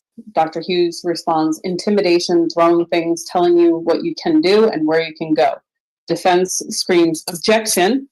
The judge says, "Hold on, I'm going to strike that last answer." U.S. Attorney asks, "What can be the role of sexual abuse?" Dr. Hughes responds, "It puts the victim in significant psychological fear." U.S. Attorney asks, "Why does it prevent leaving?" Dr. Hughes responds, "Shame, degradation, they don't want to think about it." U.S. Attorney asks, "What is emotional abuse?" Dr. Hughes responds, "Putting down our partner, feeling like a piece of crap." U.S. Attorney asks, what about financial dependence? Dr. Hughes responds, "The abuses, controls housing and transportation, taking away her laptop." Defense screams, "Objection!" and judge sustains the objection. Damn. So that is where we're at right now. And Which, that's all going to be crucial. I just want to say this. Whatever Yes. this lady says is going to be major for this. yeah, this will help the jurors understand Cassie's reasoning for not escaping sooner. You know, Yeah, 100%. And that's really important. Oh, You know, yeah. 'cause- oh, we got another update. Oh, yeah. Right, hang on. U.S. Attorney asks, "Are you familiar with love bombing?" Dr. Hughes responds, "That honeymoon phase, the abuser showers her with gifts and affection to get her back." U.S. Attorney responds, "Does the attempt to leave happen over time?" Dr. Hughes responds, "Yes, it takes multiple attempts." Sure does. Yeah. Wow. Yeah. I mean, we've been saying this. I mean, Yeah. all along. We're not. None of this is a surprise to anybody here. But I think Unfortunately, a lot of us have experienced this. You know, this is not uncommon, sadly. Oh yes, we've got one person living it up hardcore on the Twitch, my G. Yes, yes. Big shout out to you, Mama Ali, my G. So listen, I really, really hope that we see a little more on the Rico side of things. All right, I know it's the picture's starting to be painted, you know, but it's starting to come together. It is. And like I say, I mean, a lot's happened since Cassie has been finished being cross-examined. I mean, it's picked up pace. But there's a few weeks, and we're only on victim one. Yeah, you know. Here's the now, here's the thing. I want to just play wild speculation for a minute, okay? Because we've got all of these 190 potential names on a list handed to the jurors that could be called. I'll go around the panel and we'll see what you all think. But do you think we're going to see anyone from Hollywood dragged into this? Are we going to see anyone from Hollywood appear? Right? And if so, who do you think? And I'll go Cheyenne first on that.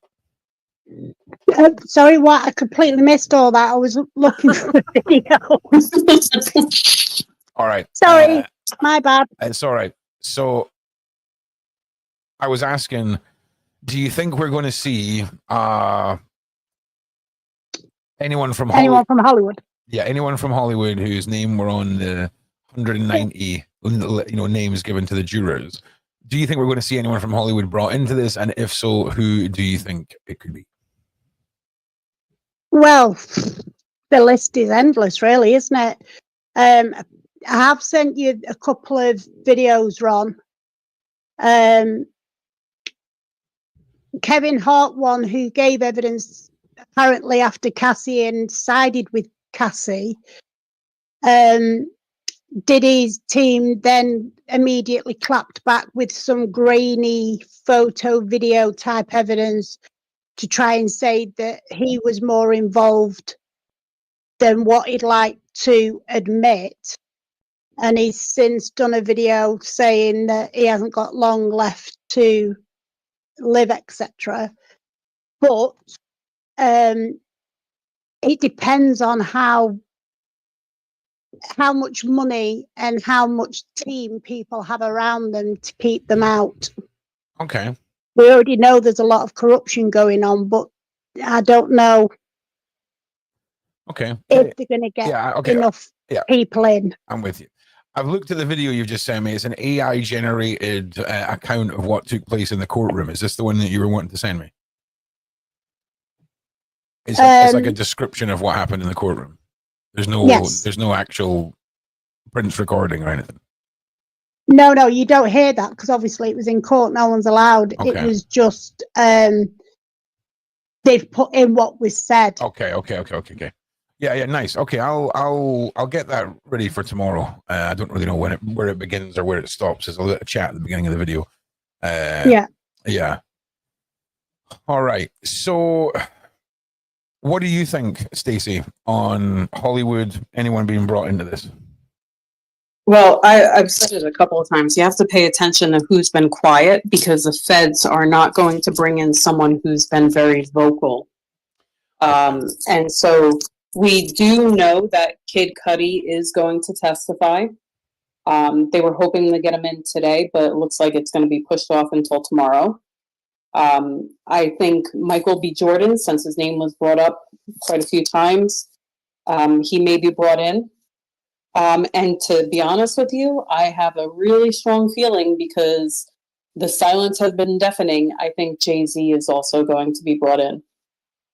There's no doubt that the feds know that Jay-Z and Diddy were BFFs for the longest time. And, you know, Jay-Z has been extremely silent. He hasn't said one word about what's going on. And so I think the feds got him. Interesting. Okay. Yeah. Okay. Do you think the possibility of J-Lo being brought in because of the shooting in the nightclub? Yes, And I was going to say her too. Yeah. because She's been quiet as well. that seems to be like, if you wanted to pin this as like a Diddy is a gangster, do you know what I'm saying? Or Diddy is, you know, a mob boss. That's a good one, right? I mean, we've got gunfire, we've got wads of witnesses, we've got J-Lo with a pew pew, we've got a bunch of people in a car with a pew pew. Like, there's a lot going on there. And that would be the second testimony of a former girlfriend carrying a pew pew for Diddy into a nightclub, because that was also part of Cassie's testimony. So, you know, that'll help with the RICO part, you know, as well as, you know, the weapons charges that he's probably going to face as well. How you doing, Levin? Levin, I'll get back to you today, mate. Honestly, there's been a lot of stuff going on in the real world, so everyone's being collectively let down with Ron because it's just the real world. You've been MIA. The real You've world. been running. Sometimes the real world needs attention. But I'll speak to you today and we'll get everything planned, and whoever it is that you want me to speak to, I'll get them spoken to too. Now, a lot of people in the side chat saying Kutcher, Ashton Kutcher, possibly Leo, possibly. Basically, I wanted to. I think anyone who's moved rapidly out of the UK and out of the US, I think we should just have a wee chat with. I mean, no harm in asking. Generous is yeah. Well, do you know where Jay-Z and Beyonce now live, right? In the UK, they just bought property there. In the Cotswolds. Same as Ellen, she's down that way as well. Cotswolds, I also definitely think Will Smith. I think. Yes. He won't be allowed. He won't be allowed. Jenna Pinkett Smith will say, "No, you're not allowed to do that," and he'll go, "Okay, I shall sit and wait upon your orders." He did state at a concert, I think, that he had nothing to do with Diddy. I mean, at the end of the day, there's pictures galore of him and Diddy. They were quite good friends. It's well known that they were all very close. Yeah. Very close. Yeah. And also, people like, for example, Meek Mills. You know, there's a picture of them that they've actually got the same outfit. The audio, together. Meek Mills. You know, there was, have you heard it? So what did you say? I said, did you hear the audio of Meek Mills and Diddy? Yes. Yeah, I think everybody's heard it, haven't they? I mean, it's not a Most very people good have audio it. to listen to. No. But And he did deny a lot of things, and he was like, "No, I'm not like that." And when it did come out, but I think that there's more to it with Meek Mills as well. I reckon there was something going on, but I think Diddy was the kind of person that he just wanted something. He wanted something with everybody. He wasn't, he's got a lot of powerful friends, and like you say, Jay-Z. I mean, he is the ultimate, his bestie. Like, there's nothing, them two. But the thing is, where's he been when he's needed him?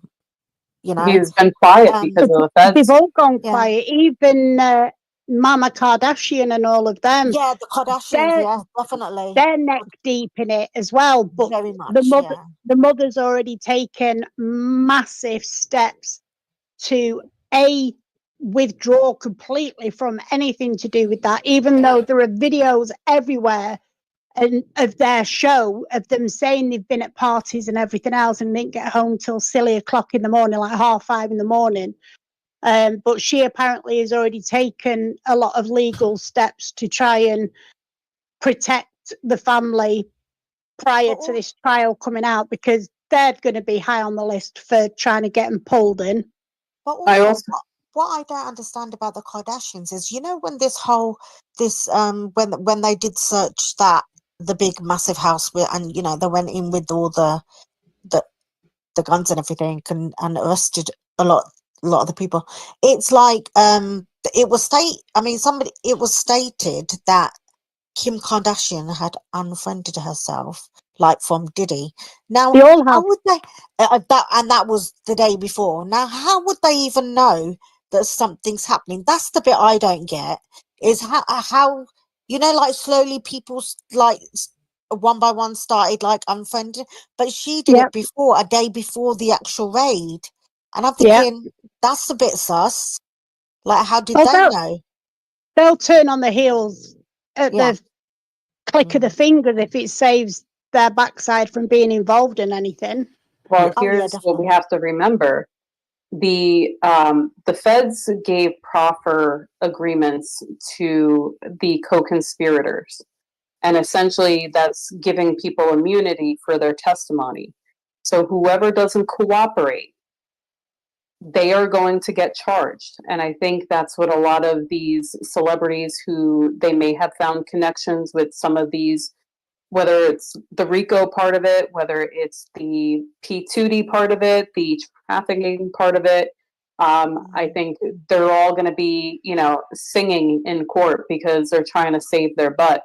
What I thought about when you talked about Meek Mills is if he doesn't go into court, it's very possible that Nicki Minaj gets brought in because she's supposedly the one who recorded that. Now, at the same time, if that's all that they have, the feds aren't concerned about what P. Diddy was doing in the bedroom between two consenting males. They don't care about that. They're trying to get him on stuff that's going to get this sentence. And by the way, we already saw them prove the P2D part of it, you know, the solicitation, the trafficking. For the RICO, you need coercion, fraud, extortion, arson, and that's where Kid Cudi's going to come in, is the arson part of it. But we've already seen some of the other elements of RICO be brought up in the past couple of days, and you only need 2. So he's done. You know, I think some of these people may testify, you know, to prevent persecution on themselves. But the feds already have what they need. It's just going to be added icing on the cake from everybody else that comes in. Yeah, no, definitely. I agree. All right, guys, just while the ladies are taking a breath, if you guys can all make sure you like and subscribe, push this out. We're going to be on the Diddy case for about an hour, 15 minutes. And then we're going to be going through the rest of our topics today. Thank you, though, ladies, for all your input. It's been great thus far. You're all just fabulous. And Pearl, you're saying Simon Buffy party kill.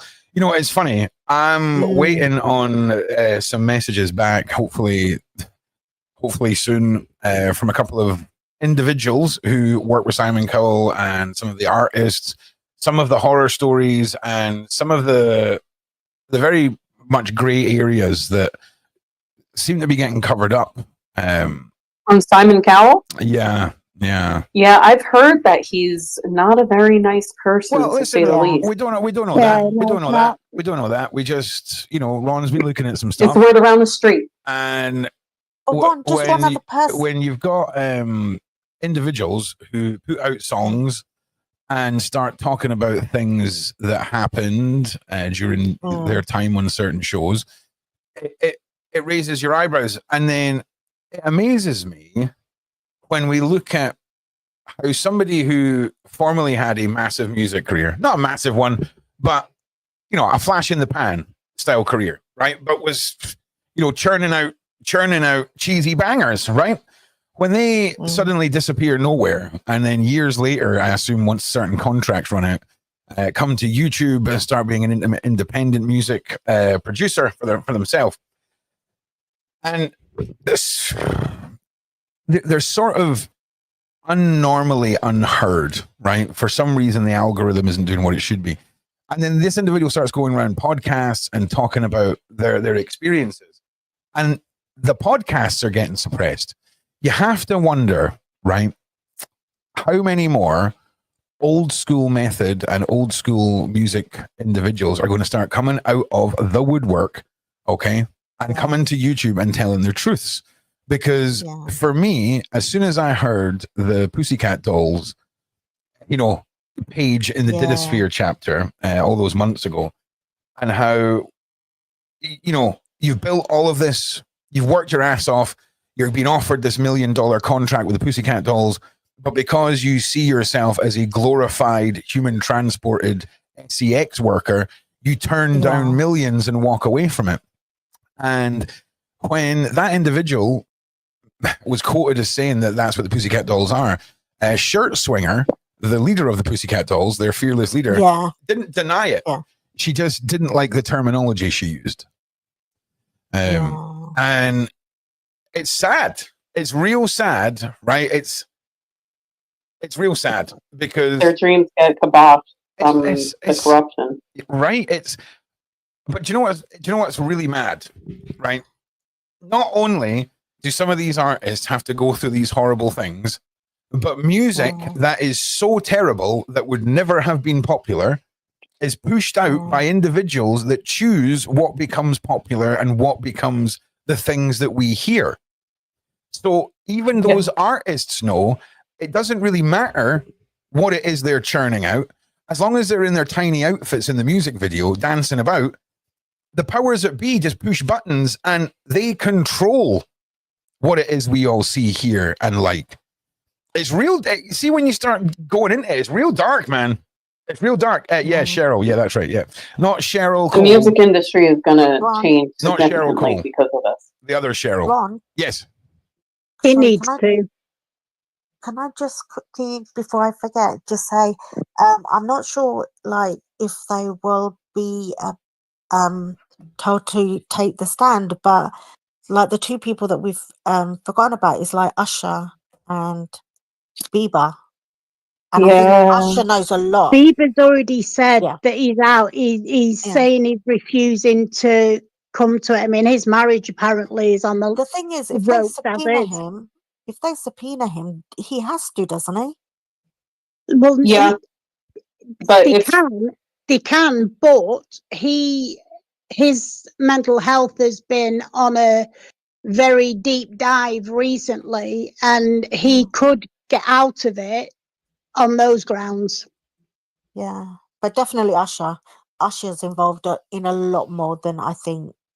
Well, his name was brought up in, I believe it was Cassie's best friend who was on the stand the other day, who spoke about an incident where Diddy punched Cassie right in the stomach while they were out to dinner.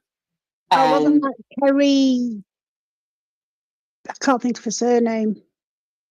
And she mentioned, they asked her, they said, who was present? And they asked, why didn't you bring up the fact that Usher was present? Yeah. And another, a music executive was also there as well. So I think you might be right about Usher. Yeah. You might. Now, who knows, how much cooperation he wants to give, considering his own, battles. If he did experience similar things, he may not want to divulge. You never know what these people will do. But that music executive that was brought into the conversation may be brought on stand as well. I wrote his name down, but I can't find the paper where I wrote it down. Are you on about Tommy Mottola? No, oh, it was Jimmy Iovine. I just found it. All right, yeah. Yeah. I mean, the thing with Kevin Hart is he also spoke about the underground tunnels and everything as well. So he excuse me, he does appear to be deeper in it than now come to light he would like to have been. So, and which is why they've clapped back straight away with more footage showing that he does have more intimate knowledge. And it is a very difficult path, because some people are saying that he's come out and done this anyway, knowing that it's going to come to light that he was deeper in it, because he's getting ahead of the ball rather than it being dragged in afterwards and then trying to defend it. If he gets ahead of it and admits his part of what he knows, then that looks better for him, that he didn't wait to have it thrown out by somebody else. Come out. Absolutely. But there's a lot of them. I wonder, you know, when the raid first happened, Diddy's son did a rap song and spoke about how, you know, stupid feds, you guys raided the wrong house. You should have went to the house next door. Yeah. Now, these underground tunnels, you know, now we already had 2 federal agents from Homeland Security testify, one of them in Florida. They didn't bring up the fact that they found any tunnels. You'd think that they would speak about that if they found them. So I wonder if those tunnels are actually at the house that Diddy's son was referencing in that song, instead of the house that they actually raided, you know? But the thing is, sorry, go on. I was just gonna say, but that's quite well known. Like when he did that rap, that was online. So it would have been silly for the feds not to have maybe gone and checked out the next door, you know, the house, because he's literally saying it on his, you know, in his rap. That could have been a red herring, and if the FBI had have followed that and gone and raided the house next door and it turned out to be not true, then that leaves them with egg on their face that they've taken this. But that's it. It's a 50-50, isn't it? If you do or you don't, either way, you could either get some real information or you could look like a fool. But I mean, even with some of the other things that other cases that we've been looking at aside this, there's information that has come out now that the police and everyone have had for years but not told anyone, but now they've shown the hand of other information that they've had. So you know, we don't know how much information they already have on Diddy that they haven't yet brought to light, because they don't want to lay everything out on the table from the get-go. This is like building a house, you know. First they had to lay a foundation, and we're in the process of laying that foundation, you know.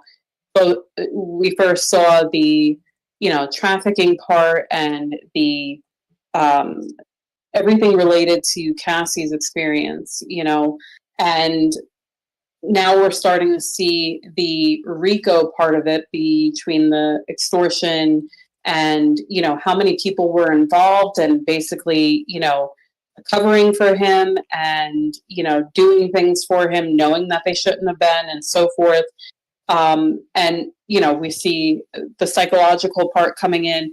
I think the feds, I would highly doubt that the feds didn't know about that song being publicized and didn't do anything about it. I think they probably did do something about it.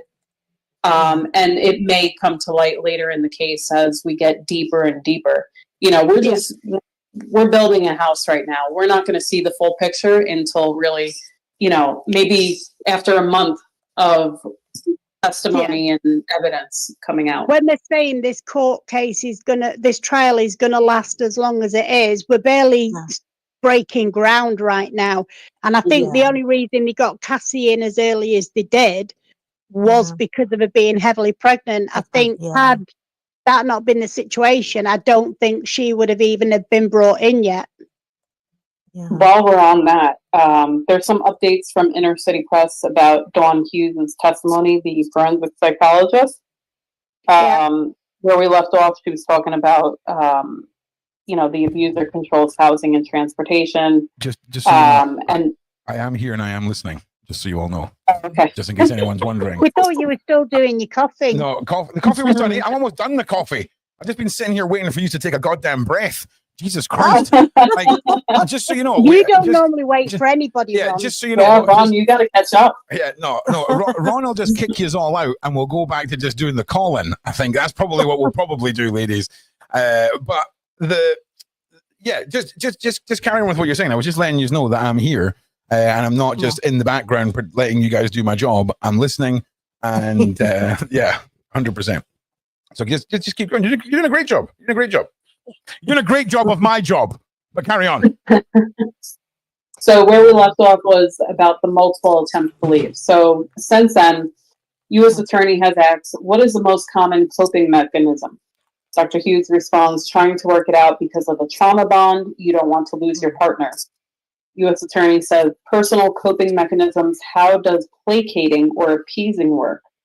Dr. Hughes says, we're trying to avoid abuse. U.S. Attorney, what is minimization? Doctor, the victim says, maybe they had a bad day at work, maybe they were intoxicated.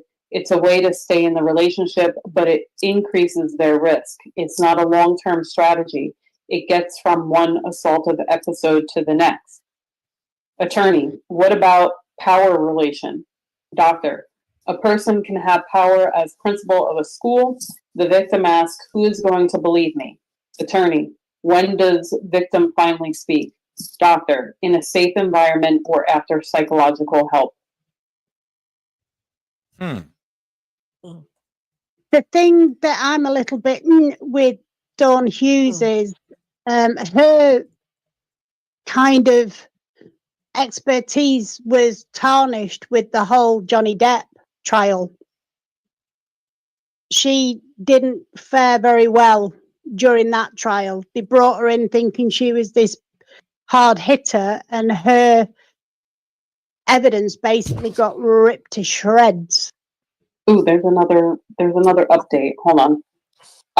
Attorney, what type of language do victims use when they first speak of it? Doctor, they minimize, they are piecemeal, they remember the chipping paint on the ceiling, the smell of alcohol on the perpetrator's breath.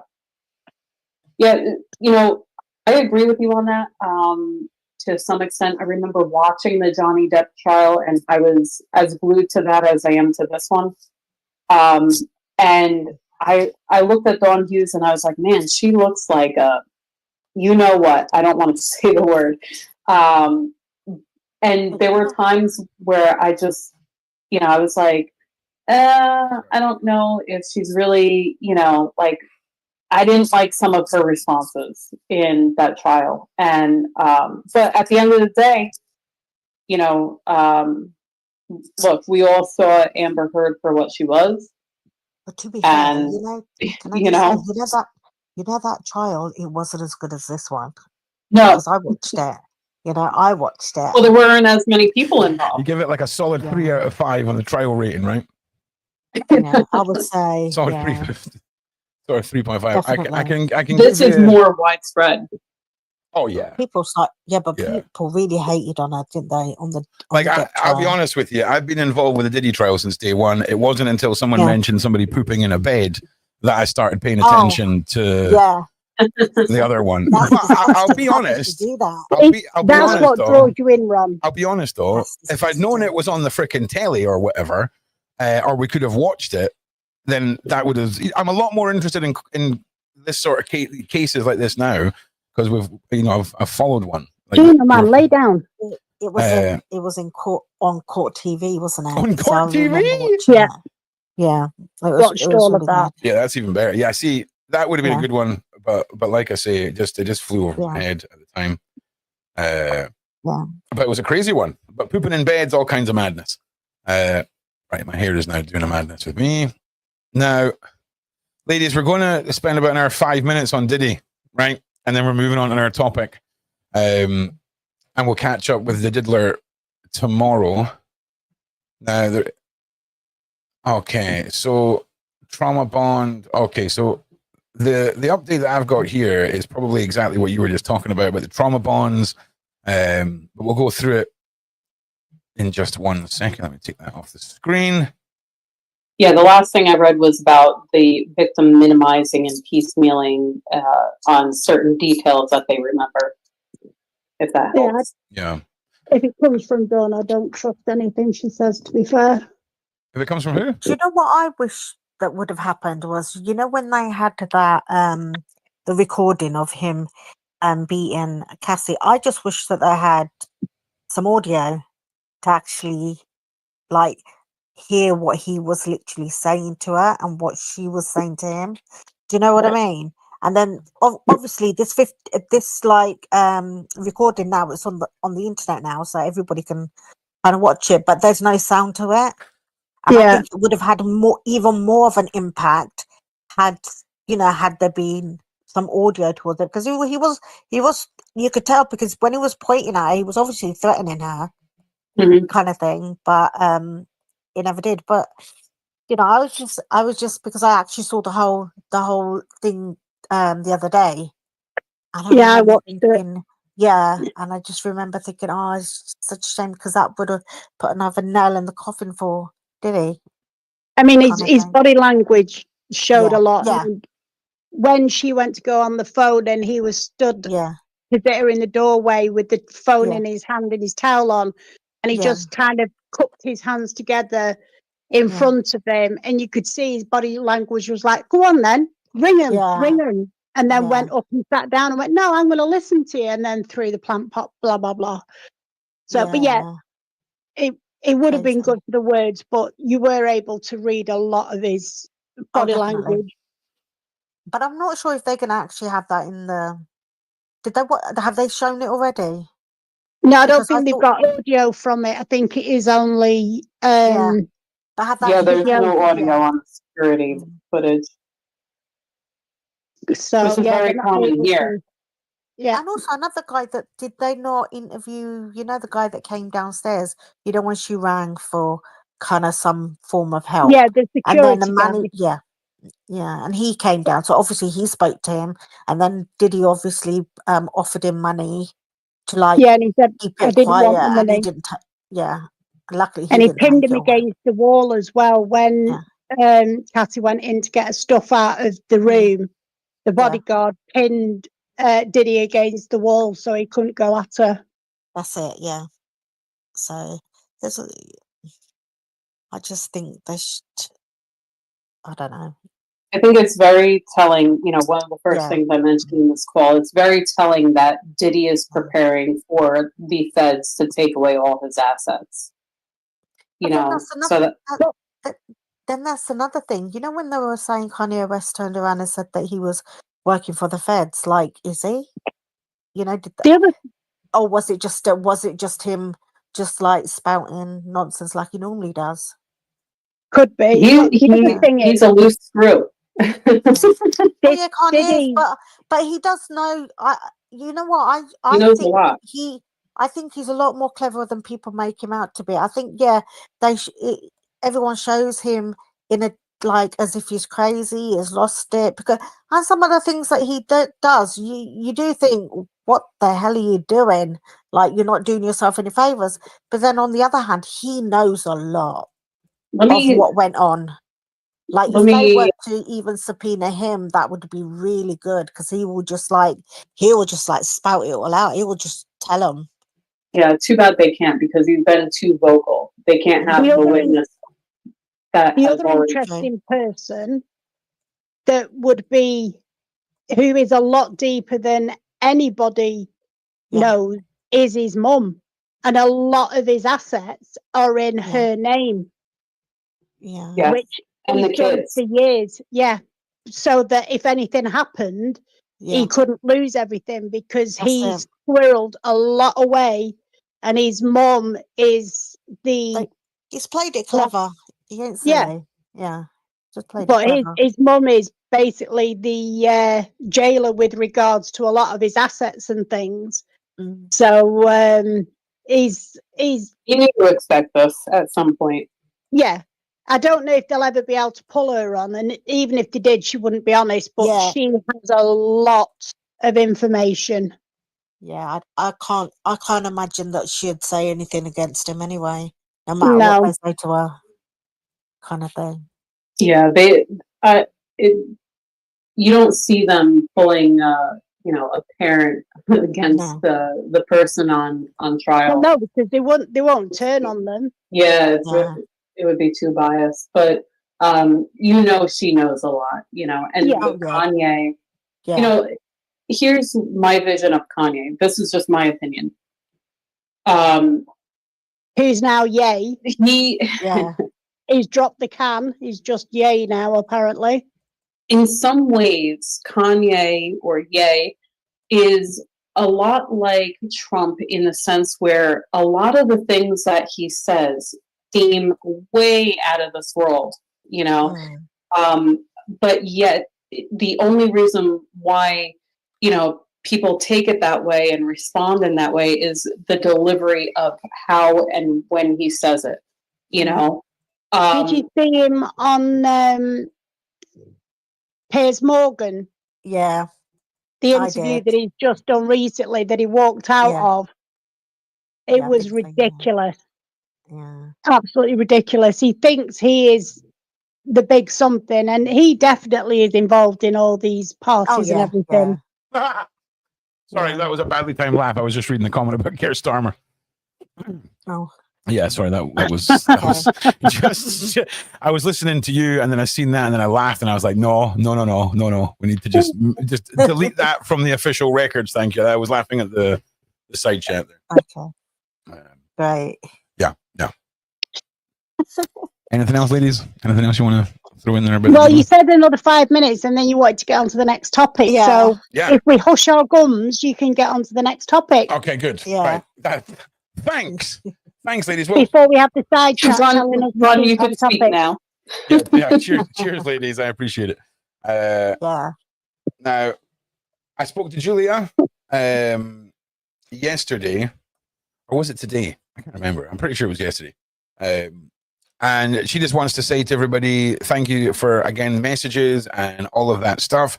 She loves reading everybody's messages. There's been some shenanigans going on with a couple of the phone numbers and things like this. And to be honest, I can't remember what else I'm allowed to say and what I'm not allowed to say.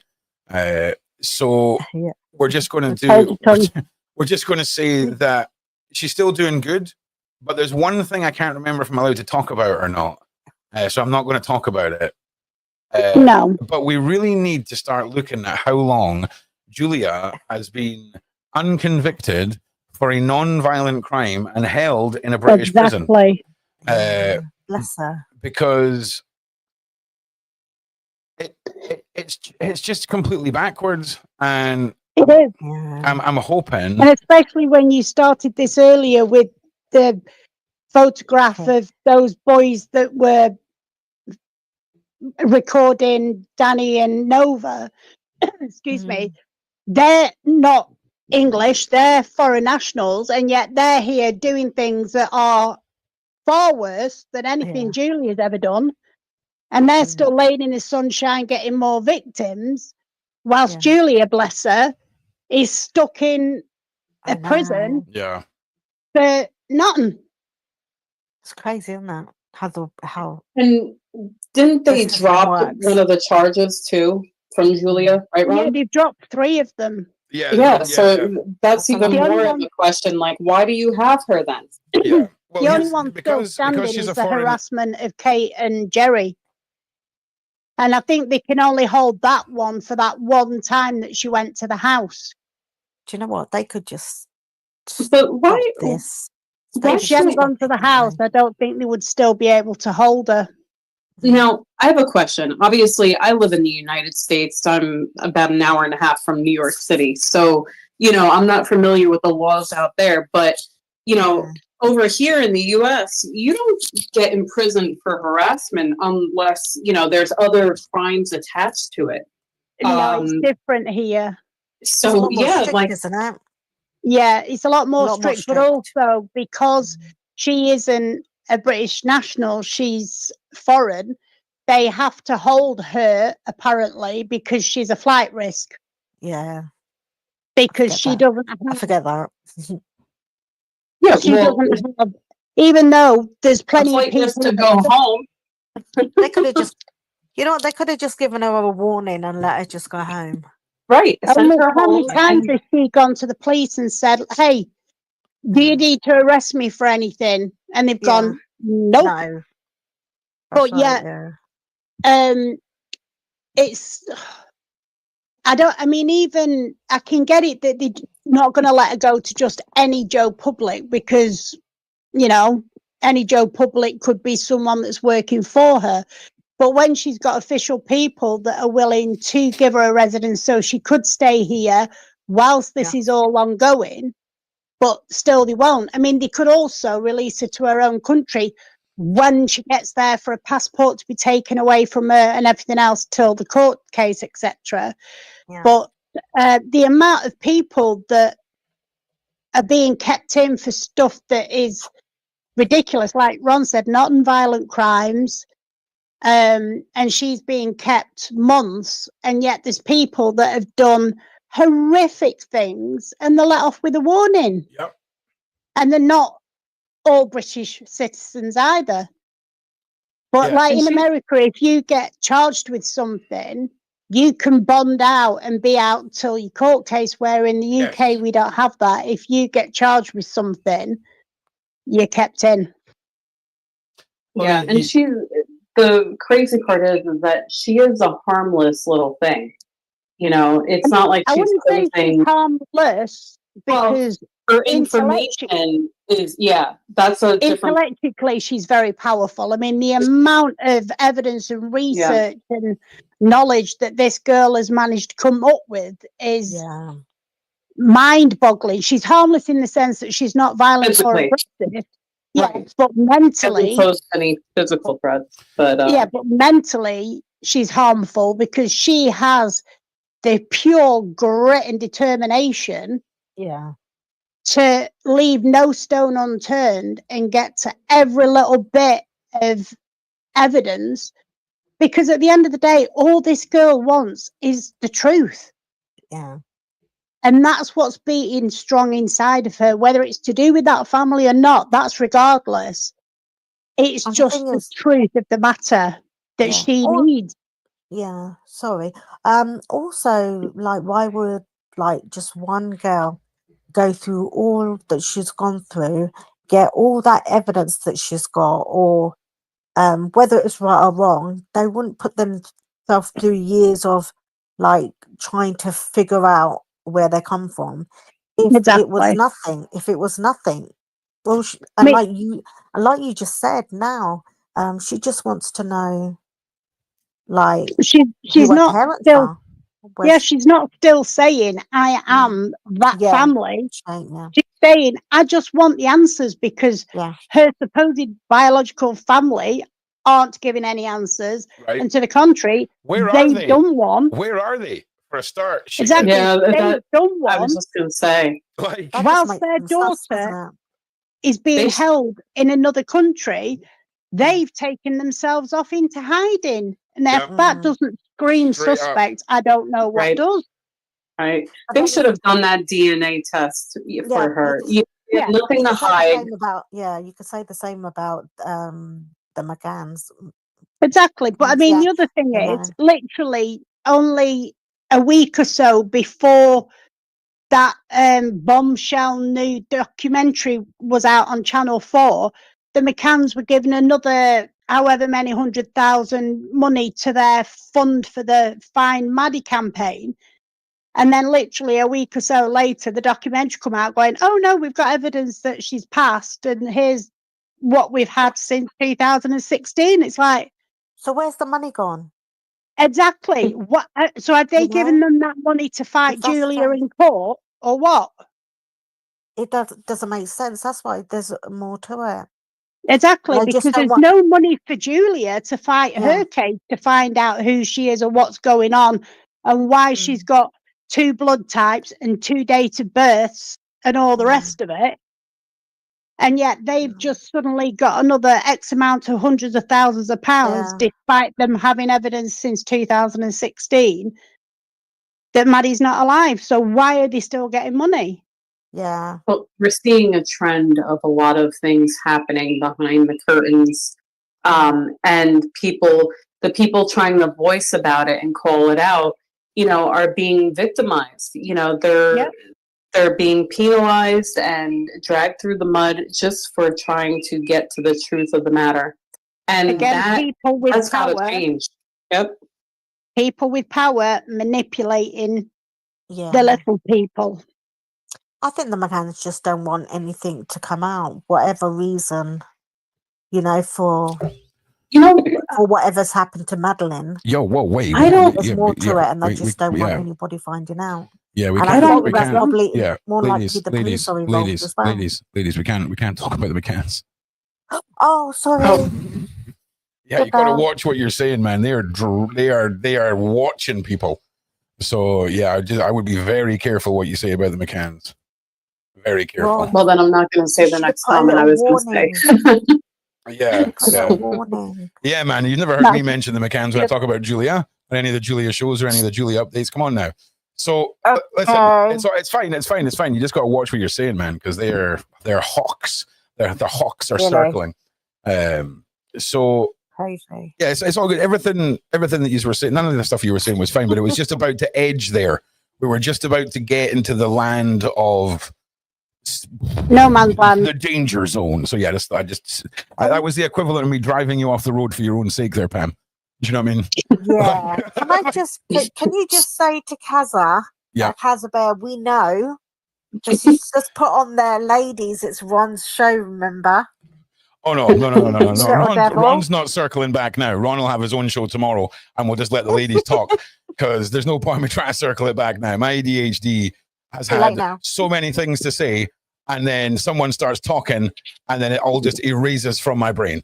But it's fine. Don't worry. Okay. Don't worry. Sorry about that. No, you guys have been doing a fantastic job. So if you were terrible, right, then I would be like, oh, why have I not shut these ladies up? But now you've been doing a freaking awesome. You've been doing awesome. Absolutely awesome.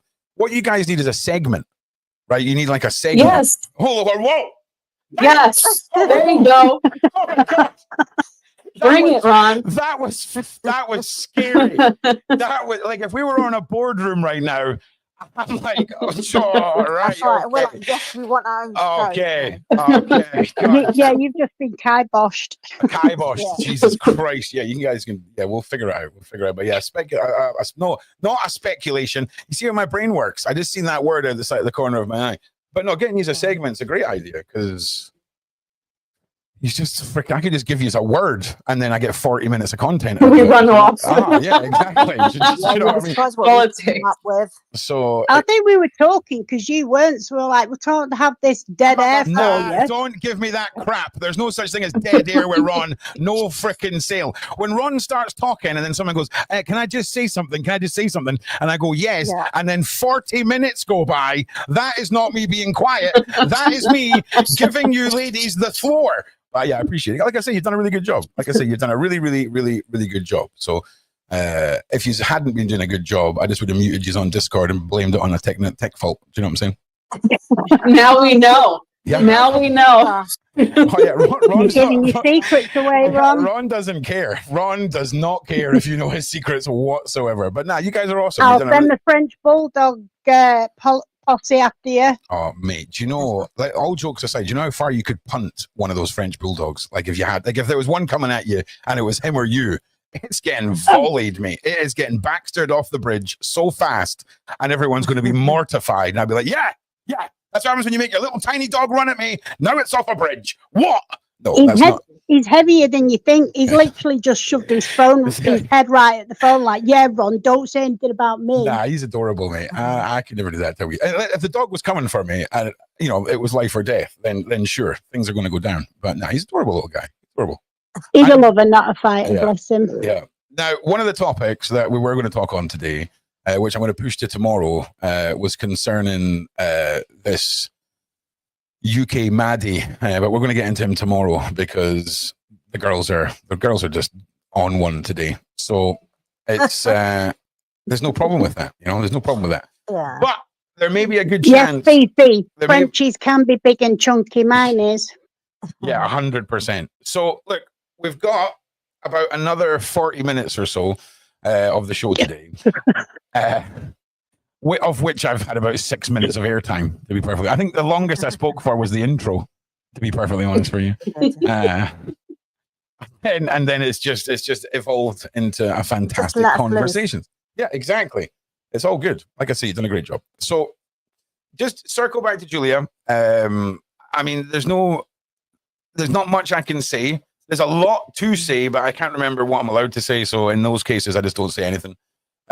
Some people have been working very hard behind the scenes on getting some special episodes put together for the Julia case and her saga and all of that.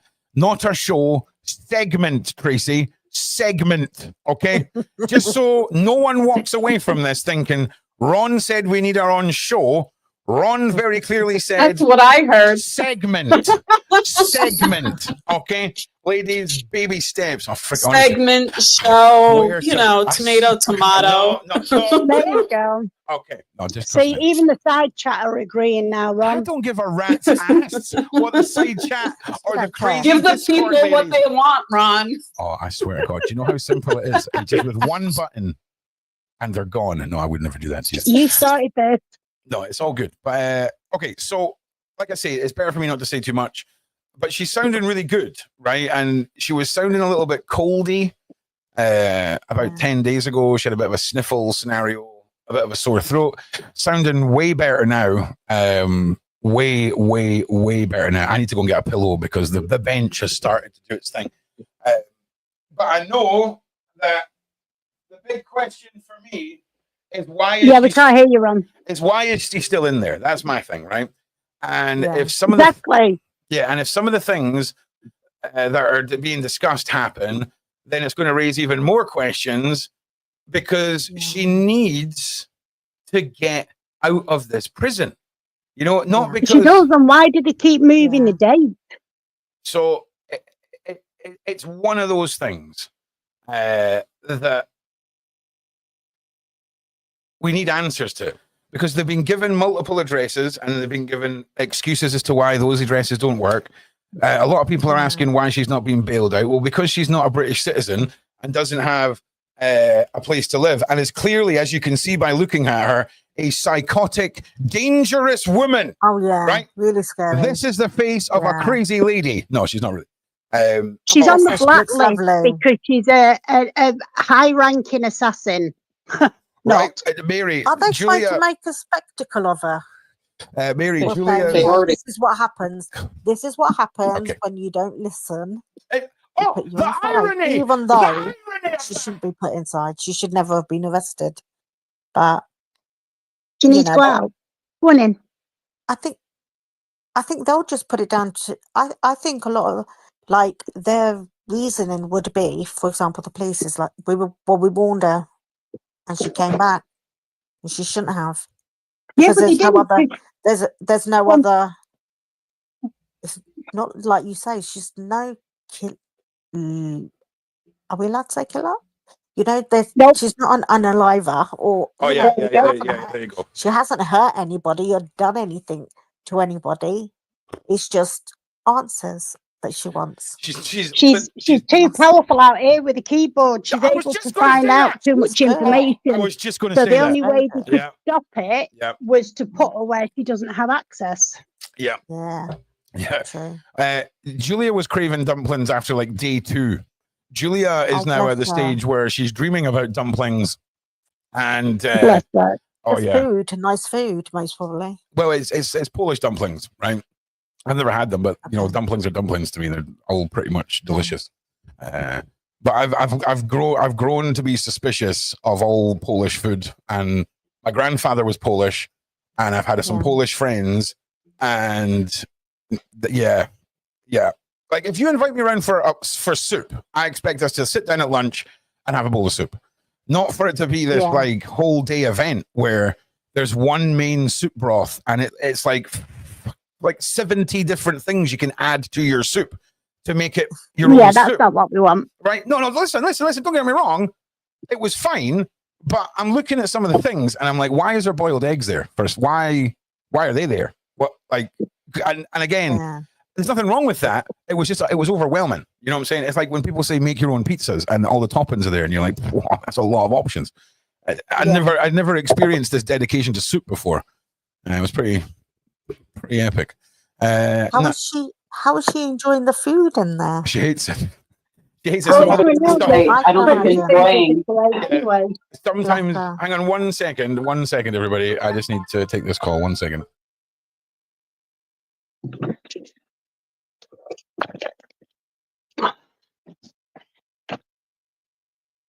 I wonder if they do Polish food in there. All right. So Probably how not. is that the only time you have it? How is that the only time when I need to take a call? The only time where you all shut up, like for the whole call there, no one said a word, just nothing. Because we didn't know if we were meant to or not, Ron. Oh yeah, that's I right. did Yeah, kind of speak quite low. We're scarred after the about the muting. muting situation. Too funny. Because I was listening Do in you the know kitchen. what? I was listening in the kitchen on my headphones. I was like, oh yeah, this is really interesting. And I get back to the computer and everyone's losing their mind. Well, we get told we're talking too much, then we're told we're not talking enough. I mean, Ron, What do you come want? on. Make your mind up. Ron, Oh, no. I have. You're getting a segment, all right? You're getting a well orchestrated and time framed segment with a clear end and a clear beginning, okay? And you guys are going to smash it. That's what you're going to do. Yep. We will absolutely rock it. So Manuel, great idea. It's a great idea. Yeah, I've just seen that there. Because we looked at what classifies stalking and all of this stuff at the start, and then we spoke to members of the community who basically had their own inverted commas Julias in their life, and have had made multiple complaints about stalking in real life, people turning up at their house, text messages, calls. I mean, I'm not going to lie, it's mainly women and it's mainly creepy guys. And the police don't really seem to have the same gusto as they have in this particular case. I'm not going to lie to you. Yeah. But the thing with Manuel's question is, because of, again, what's been going on so far, nobody wants to get involved. Yeah, Because it then puts the spotlight on them and they're like, no, thanks. I don't really want to have myself or my practice in a spotlight of being connected with anything to do with this. Oh, yeah, we got through most of them, actually. I think we did. I think we started going through them all. Oh, yeah. No, I don't know if I can talk about why we're not talking about this. Wit's End. I'm just muting myself a minute while I make my cappuccino. So I'm still here. I can still hear you. Okay, great. That's great. So yeah, you just need to bear with me on that one, Wit's End. So yeah. Is just she bear with me. okay though? She's getting on with it in there. Yeah, she's definitely getting on with it as best she can. I'm sure she's made some friends in there as well. She's made a bunch of friends, but they keep coming in and leaving.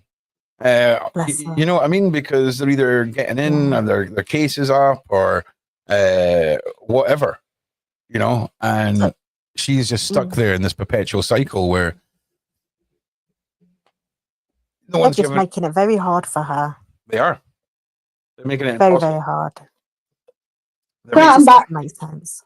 Yeah, they're making it impossible. And I mean, whatever happened to the guy that was essentially representing for her? What was his name?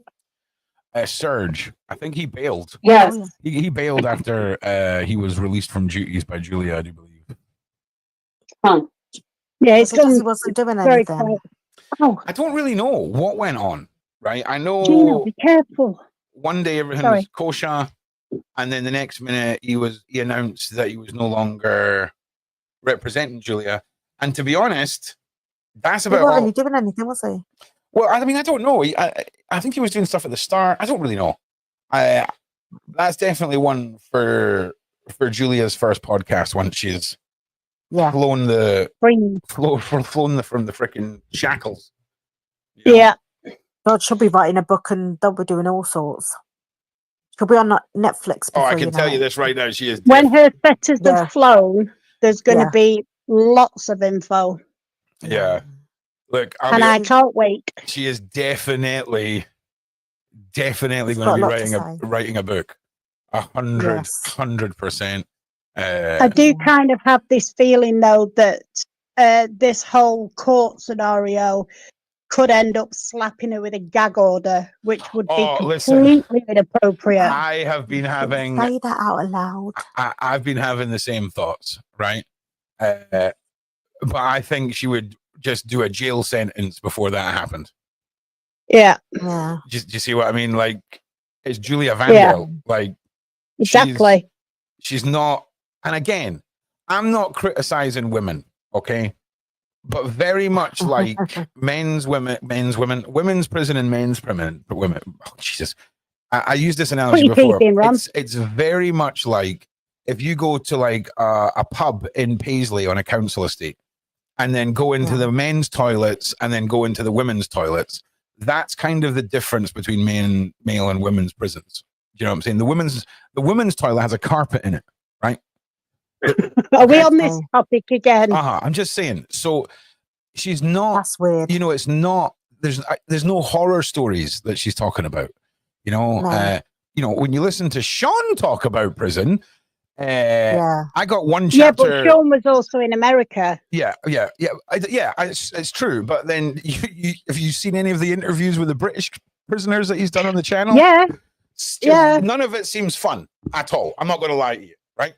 It's not supposed to be fun. Julia says on the top floor, one of the walls is covered in paintings of animals, and she likes to look at them. Any of the interviews, she's in a low category place, though. The higher up you go in the category, you're not getting paintings on the walls and things. Sure. But one of her friends that she met in there murdered all of her children. Oh, wow. So I think maybe you might be thinking of men's prisons, but there's not enough women to have. Wow. I don't think there's enough. I don't know how they're split up. I'm not an expert. You could be totally right. But all I'm saying is, I got one chapter through Sean's first book, and I was done with the book. Okay, and it was all about cockroaches and just the way that he described having. My brain makes stuff way too real. Ever since I made the mistake of reading A Boy Called It, and that. I've read that. Well, a girlfriend handed it to me. No, a girlfriend handed it to me at the time because I said, "Look, I can only read a storybook if I can finish it in a day." She handed it to me at 8 in the morning and said, "Enjoy this." And by 6 o'clock in the evening, I'd finished it, and I was done with books. I was done with books. Yeah. Why? I don't think I've read. I don't think I've heard of that. Don't worry, Pam. He goes on to write another 3. Oh yeah. Oh God, yeah. Yeah, I've not. Oh. I didn't read the others. I read the first one and I was done. Yep. Really? Yep. Yeah. Yep. And you know what? That might have been one of the subconscious seeds planted in my head, where years later I went after people that weren't very nice to kids. Yeah. Because that book is, put it this way, I mean, it was irresponsible for them not to put on the front, this is going to mess you up real bad. But in saying that, it's a book. People, you know, it's not like a movie, you know, where you just sort of grab back then, you didn't put trigger warnings on things. Now, if it was published, it would have had a trigger warning put on it. It was and it could just, that they would have taken bits out. I think that was the most, it wasn't even bad in the way you think. I mean, it was, but not in the ways you think. But it was, I think it was the first time I'd heard a survivor's account of real childhood abuse, like having to come home and be forced to throw up to prove you hadn't eaten anything at school because you weren't allowed to eat any food. Like, oh my God. Like, I think I bit the book about 5 or 6 times. Anyone remember, like, years ago when I was like a young teen doing a lot of gaming with control pads, I used to bounce them off walls or bite them really hard when I got enraged. And that book has several teeth marks in it. Oh my God. Oh yeah. Yeah. It's wild. It's wild. And I do not recommend you read that book. And I do not recommend you watch a movie called Irreversible. Both of them. Okay. Yeah. It was my university teacher who told me to go and watch Irreversible. Just off the cuff. Didn't even think about what you was saying. Oh yeah, here's your homework. Go and watch Irreversible and come and tell me what you think about it. The next day I went in and I was like, why did you make me do that? Scarred for life. It was an incredible film. But man, I mean, it is a harrowing story about a guy's girlfriend who gets R-worded in a tunnel and his entire night tracking down the guy. But the whole movie plays scene by scene in reverse. So the first scene you see is the last scene in the story, and the movie ends where the movie should start. And so you end it, the movie starts and you're totally confused as to why all this mad violence is happening. And then it just goes back and back and back. And then it ends with this couple in this beautiful moment before any of this happens. And it's just absolutely unreal. Well, I was just giving you guys an update. Julia is doing great for somebody who's where she is. And there's a lot of stuff I can't talk about because I can't remember if I can talk about it or not. And she's doing good. I mean, she sounded like she was getting a bit sick a couple of weeks ago, and I was really stressing out, just so stressed out. Yeah, because like I'm friends with Big Homie, and like people just getting flu-like symptoms out of nowhere is now another one of my triggers. Yeah, you know what I mean. Is Big Homie okay now, or is he still? Yeah, Big Homie was on Piers Morgan last week. I saw that. Yeah, he's a good lad. He knows what he's doing. But I meant, has he got over his flu cold feelings now? Yeah, I mean, I hope so. I mean, he got sided in like whatever it is when someone bashes the side of your car. He's been up. Oh wow! You know, sideswiped. Yeah, that's the one. He's been up to all kinds of shenanigans, man. He got a call from the president. He got a phone call from the president. Yep. I swear to God, if we see a video dropping in a couple of days called "I fooled Big Homie into thinking he talked to the president," that would be hilarious. Okay. Now, Big Homie, you tell me. You know what I'm saying? Too good. It'd be too good. It'd be too good. Now we are getting. We're approaching our last sort of 15 minutes here. And I thought you said that like a half an hour ago, Ron. No, half an hour ago it was about 40 minutes left. Ron knows well, you just told us 5 so that we could jabber for 40 and then hey ho, we're at the end of the show. The 5 was the topic change. But tomorrow, that's a really good picture of Julia. Yeah, it's lovely. One of the topics for tomorrow is this. Does anyone know who this man is in the center of the screen with the beanie on? Anyone seen him on TikTok, seen him on YouTube, heard about him, anything at all? Does anyone know who this Maddi is or what the Maddi is? Because this one tomorrow, honestly. With the beanie on. With a beanie on. I mean. For religious reasons as well. The beanie. I mean, he looks like a few different people, but this is, I don't know him. Yeah, this is the living prophet that has returned. The Messiah. The Messiah. This is him. Is he going to save all of us, Ron? No. No. Just the select few. And looks like he's been living pretty well wherever he's been. So this is the Ahmadi religion of peace and light.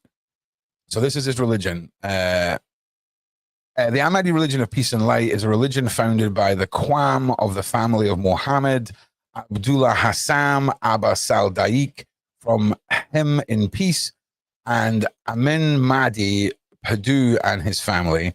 It is the fulfillment of the prophecy as per the narrations of the scriptures of the Arabic faiths. It was foretold by the holy household of the Prophet of Muhammad to emerge in the end times. So this dude's here in the UK, right? In the UK, right? Yeah. With this new religion. Anywhere he could be in the world, and he came to the UK. Yeah. In the UK. Well, I think if you were going to assemble an army and you needed to get them across borders, what better place? So So Nah. you go through here, and on his website is a link to the United Nations. Interesting. Huh? Strange. Turkey must not deport members of the Ahmadi religion of peace and light seeking asylum, UN experts say. So Turkey are like, you guys are a bit culty. Get out of here. Now, But those last two posts you've just shown was, this one's from, is that 2023, and the other one was from 2024, the United Nations one. all right. Yeah. And what's your point? My point is, if this was all being said last 2 years, why is he popped up now? I think his religion won religion writing of the year in 2025, and now that he's built his following, he's becoming a lot more vocal. Now, so many individuals wanted to report on this guy, but didn't because no one wanted to bring attention to him. But now that he's hit mainstream, people are talking about him. So just so we all know, the last hour would not come unless the Muslims will fight against the Jews, and the Muslims would kill them until the Jews would hide themselves inside a stone or a tree. And a stone or a tree would say, Muslim or the servant of Allah, there is a Jew behind me, come kill him. But the tree, Garad, would not say, for it is the tree of the Jews. Now, it goes on.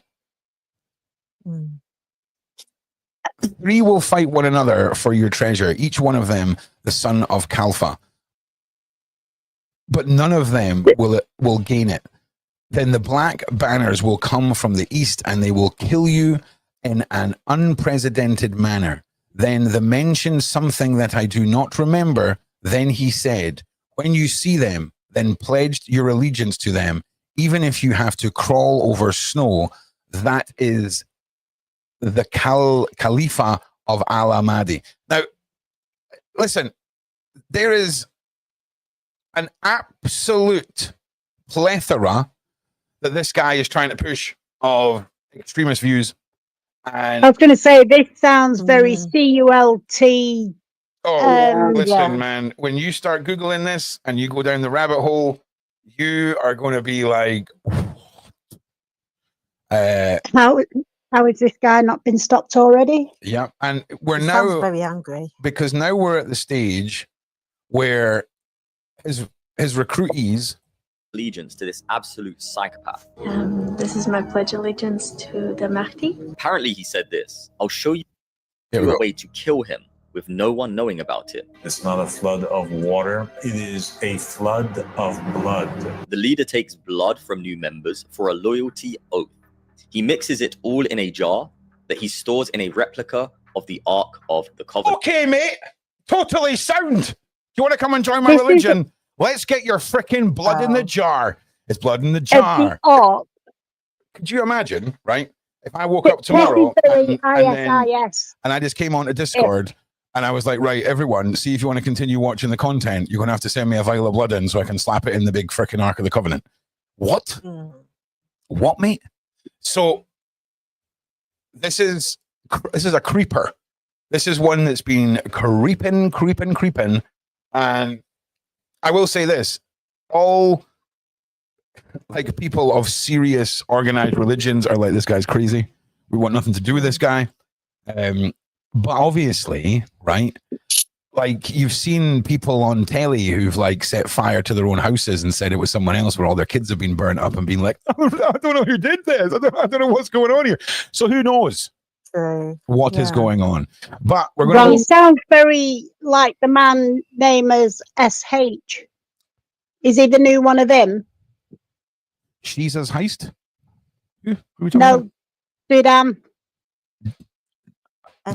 Didam. Sudan. Oh, the same. Saddam. Nah, not Saddam was a world leader who like gold toilets and was actually quite a prolifically profound architect. But other than that, mental. No, Saddam's a whole different kettle of fish. This guy believes that he is the second coming. Well, put it in. How many like, second comings have there I'm a been little so bit far, though? disappointed. I don't know, but I often wonder how many second comings there are locked up in mental asylums with no one to claim them, so they can't be released. Exactly. Right? Yeah. Because That's While what I'm we're saying. in, There's been so many.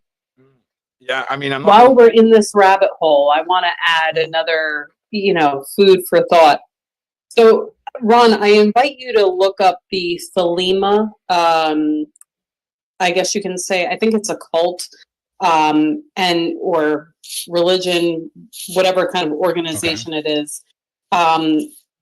Apparently, Diddy is a member of the Thelema cult, and that is why he's done exactly what he has done. He has basically copied everything that they've done in that. And there is an author of a book about it. I have it written down. I have to find it. And Can I just quickly? Hang on, just no, say one no, thing? 1 second, Pam. If we're playing creepy cult top Trump, Stacey, right? I'll take your Fatima cult and I'll raise you, right? The cult of freaking Saturn. All right. So the cult of Saturn, on top of Saturn, that there is this Satan. there is this odd black square on top of Saturn, right? Some might say it's a black rock. And the cult of Saturn or Satan, and these black cubes that are in all of the financial districts of the US. The biggest company in the world, BlackRock, is named after said BlackRock. And it is one of the most delicious 2025 rabbit hole, conspirafact, tinfoil hat. It's the best. It's one of the best. Like, it is. I'm going to cover it. I'm going to cover it, but I need some smart people who've already got a bit of knowledge about it, because it is massive. Massive. But when you see the black rock, it's crazy. I know. I'm just reading that too. What? What's she done? That Kazza bear. Kazza's side chat comment. No, Kazza just sent me a message and said, "Listen, I'm just going to tell everybody what I've just pulled out my front tooth," but she's obviously not let them know where she's pulled the pube from. Okay, so also most of them are that color, right? No. We're not going down that. No, not today, brain. Do you know though that they're curly because they're flat? It's because they're coarse. No, it's because they're flat. Your hair is a round hair follicle, and the other region, they're flat, and that's why they curl. Facts, baby. Bailey's telling you to stop. Bailey's not my freaking. I'm telling you now, Bailey is not my dad or my mum. So good luck with that, Bailey, mate. Good luck with that. But it's true, they're flat. They're flat. The best thing I ever heard in my life was a hairdresser. It's called the Short and Curlies.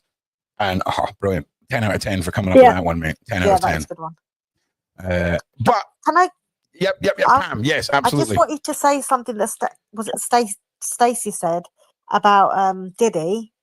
But do you remember when Jonathan Body said that Diddy was part of the Illuminati, but it was the Boule, which is the Boule for blacks. Oh yeah, that's right. He said it was the Black Mafia or something like that as well, right? Yes, I do remember that, which is interesting considering it's in an Enrico case. I would be hitting it delete on all those videos that are out there on when they're discussing the Black Mafia. That I can't wait for that one to come up in court. I'll tell you that right now. I can't wait for that one to be played. So what is it? I wish they would bring up the religion that, not religion, the cult that he's part of, the Thelema cult, because he follows that verbatim. And so he had to have learned that from somebody who was a mastermind that introduced him to that. This goes beyond Diddy, as we all have said many times before. The things that he did in those sessions are exactly what they put in that cult. So I think there's a few things at play between, the Illuminati portion of it, the sex cult portion of it. Port. The man is. I think it's just part of everything. That's Yeah. bad. Everything that's bad. But I would is say. that not the mindset of an overly excited child? Like, can't decide on what he wants to do, so he's just running around trying everything. But That's it. instead of being, He just wants to be the big boss of everything. He wants to do you know what? appear that Do you know he's the all-knowing and the Cheyenne, all-seeing. do you know what? We're all wrong. It's got nothing to do with that. He doesn't want to try everything. It's just he loves blackmail and he loves power. So he'll put himself in whatever situation it is that he needs to get what he needs. And I genuinely, I mean, I imagine he'll have his own, sex preferences and all of that stuff. But I genuinely think all of them. There's so much more to. But in saying that, if the freak offs were just with Cassie and a bunch of other dudes, obviously that's him getting blackmail material on Cassie. But if there was no one else, there were other people doing. I think there were other people no. I don't mean all of them. I just mean on occasion. Yeah, if it was just Diddy and Cassie doing it with some swingy couples or people they've brought in, that's just them living their best life, doing what they like. I don't think that's be what attracted happened. to. Yeah, I don't know. I mean, I know they went to the swingers clubs and things like that. But again, what he's doing isn't that. Well, he had multiple girlfriends, so I'm sure there's also footage of that as well. Cassie is definitely not the only one that he was videoing. And the victims that come forward are probably going to testify to videos of them as well. And by the way, I keep saying it, what did he do with those videos? Because in Cassie's testimony, there was someone that approached her and said that he saw a tape of her. And Diddy freaked out. So I suspected this before her testimony, that he was putting that out on the dark web or selling it, for other people's amusement. So, there's got them hidden away in some bank vault somewhere. Yeah, but would they not have them? Have the FBI not got these recordings now? They do.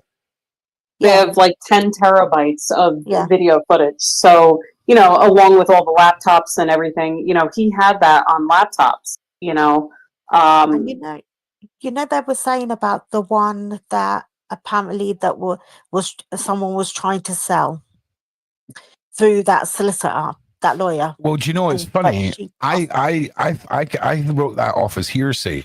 You're talking about the supposed Justin Bieber rumors, right? Yeah. Well, but I think if it's not written Justin that off. Bieber, I just wanted to say, if it's not Justin Bieber, I think it's Leonardo DiCaprio. Okay.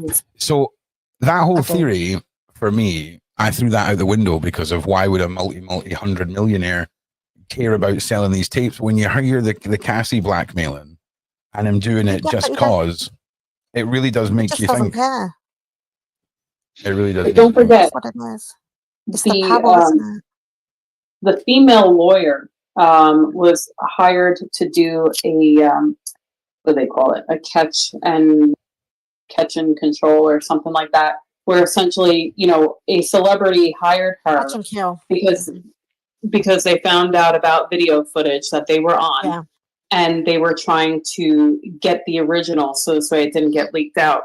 So we're going to see more of this in this case. Isn't she the one that's described as the ball breaker? The actual video? No, the woman. Oh, the female. It was the female lawyer. Was it Ariel? No, not Ariel. Who am I thinking of? I could see her face, but I can't remember her name. Steve. That it was. Because then she went on Piers Morgan, didn't she? And she was talking about it then, I think. The ball breaker part got me some. Yeah. But more likely, he's done loads of copies of these tapes. Yep. I can't imagine him just having one copy of each. And like Cassie said, the thing is, there's not only him that's had access to all of this stuff. Everyone that works for him does. So how many have other staff members taken as an insurance policy because of how they've been treated in case they needed it in the future? Yeah. And they would, and And there were definitely other people in the freak-offs, definitely. I reckon. Oh, It for wasn't sure. just For Cassie. sure. Yeah. I mean, there's most probably Because don't some forget, really, they broke up 7 years ago. yeah. And clearly, when they arrested him, he had all the supplies for a freak off. Yeah. So he never stopped. No. No, he just in all got these years. different. He probably didn't have another mainstay like he did with Cassie because Yeah. they were able to tell too many tales. If he gets Yeah. a new one each time, no one's got a pattern to see, if you will. If it's a different one a different time, then nobody's going to have any power to throw back at him. Well, I've been with him all these years Yeah. and all of these things have happened. This was his pattern, his routine and everything else. If he doesn't have a mainstay again, like he did with Cassie, then it Also helps remember, hide what's going on. yeah, but also remember, he was seeing other girls as well in her face, like throwing it in her face, Absolutely, yeah. kind of thing. So, Mhm.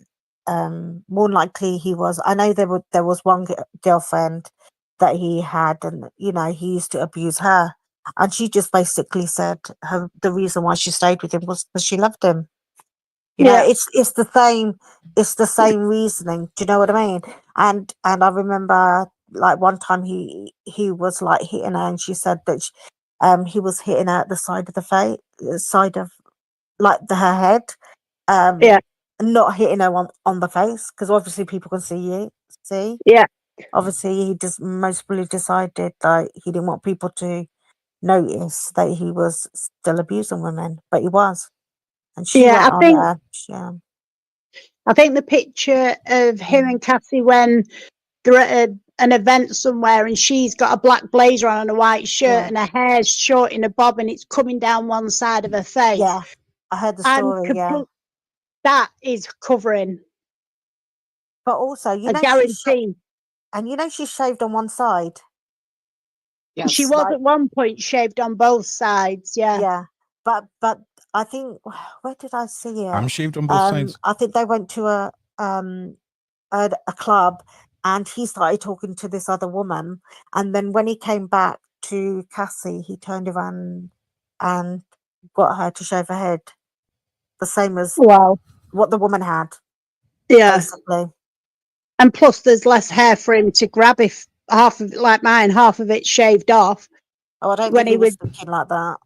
No, he wasn't. But in her mind, she's thinking, well, yeah, it looks cool. It was cool at the time, and it's less to grab.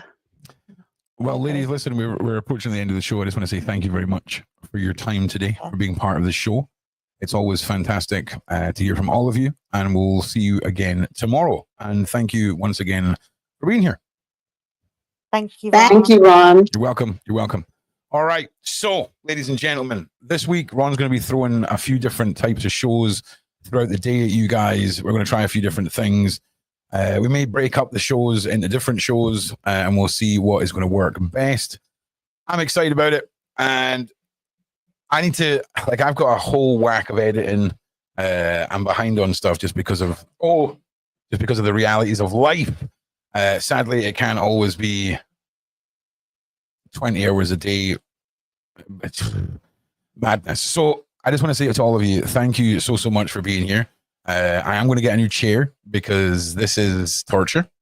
And yeah, I look forward to seeing what you guys think of the content that's going to come this week. Friday is going to be a big one, and hopefully some interesting announcements too, but we'll see what happens. Yeah. Oh, keep an eye on my channel for all the updates that will be starting, I think, tomorrow or the next day on How Could They. That is going to be dropping very, very soon.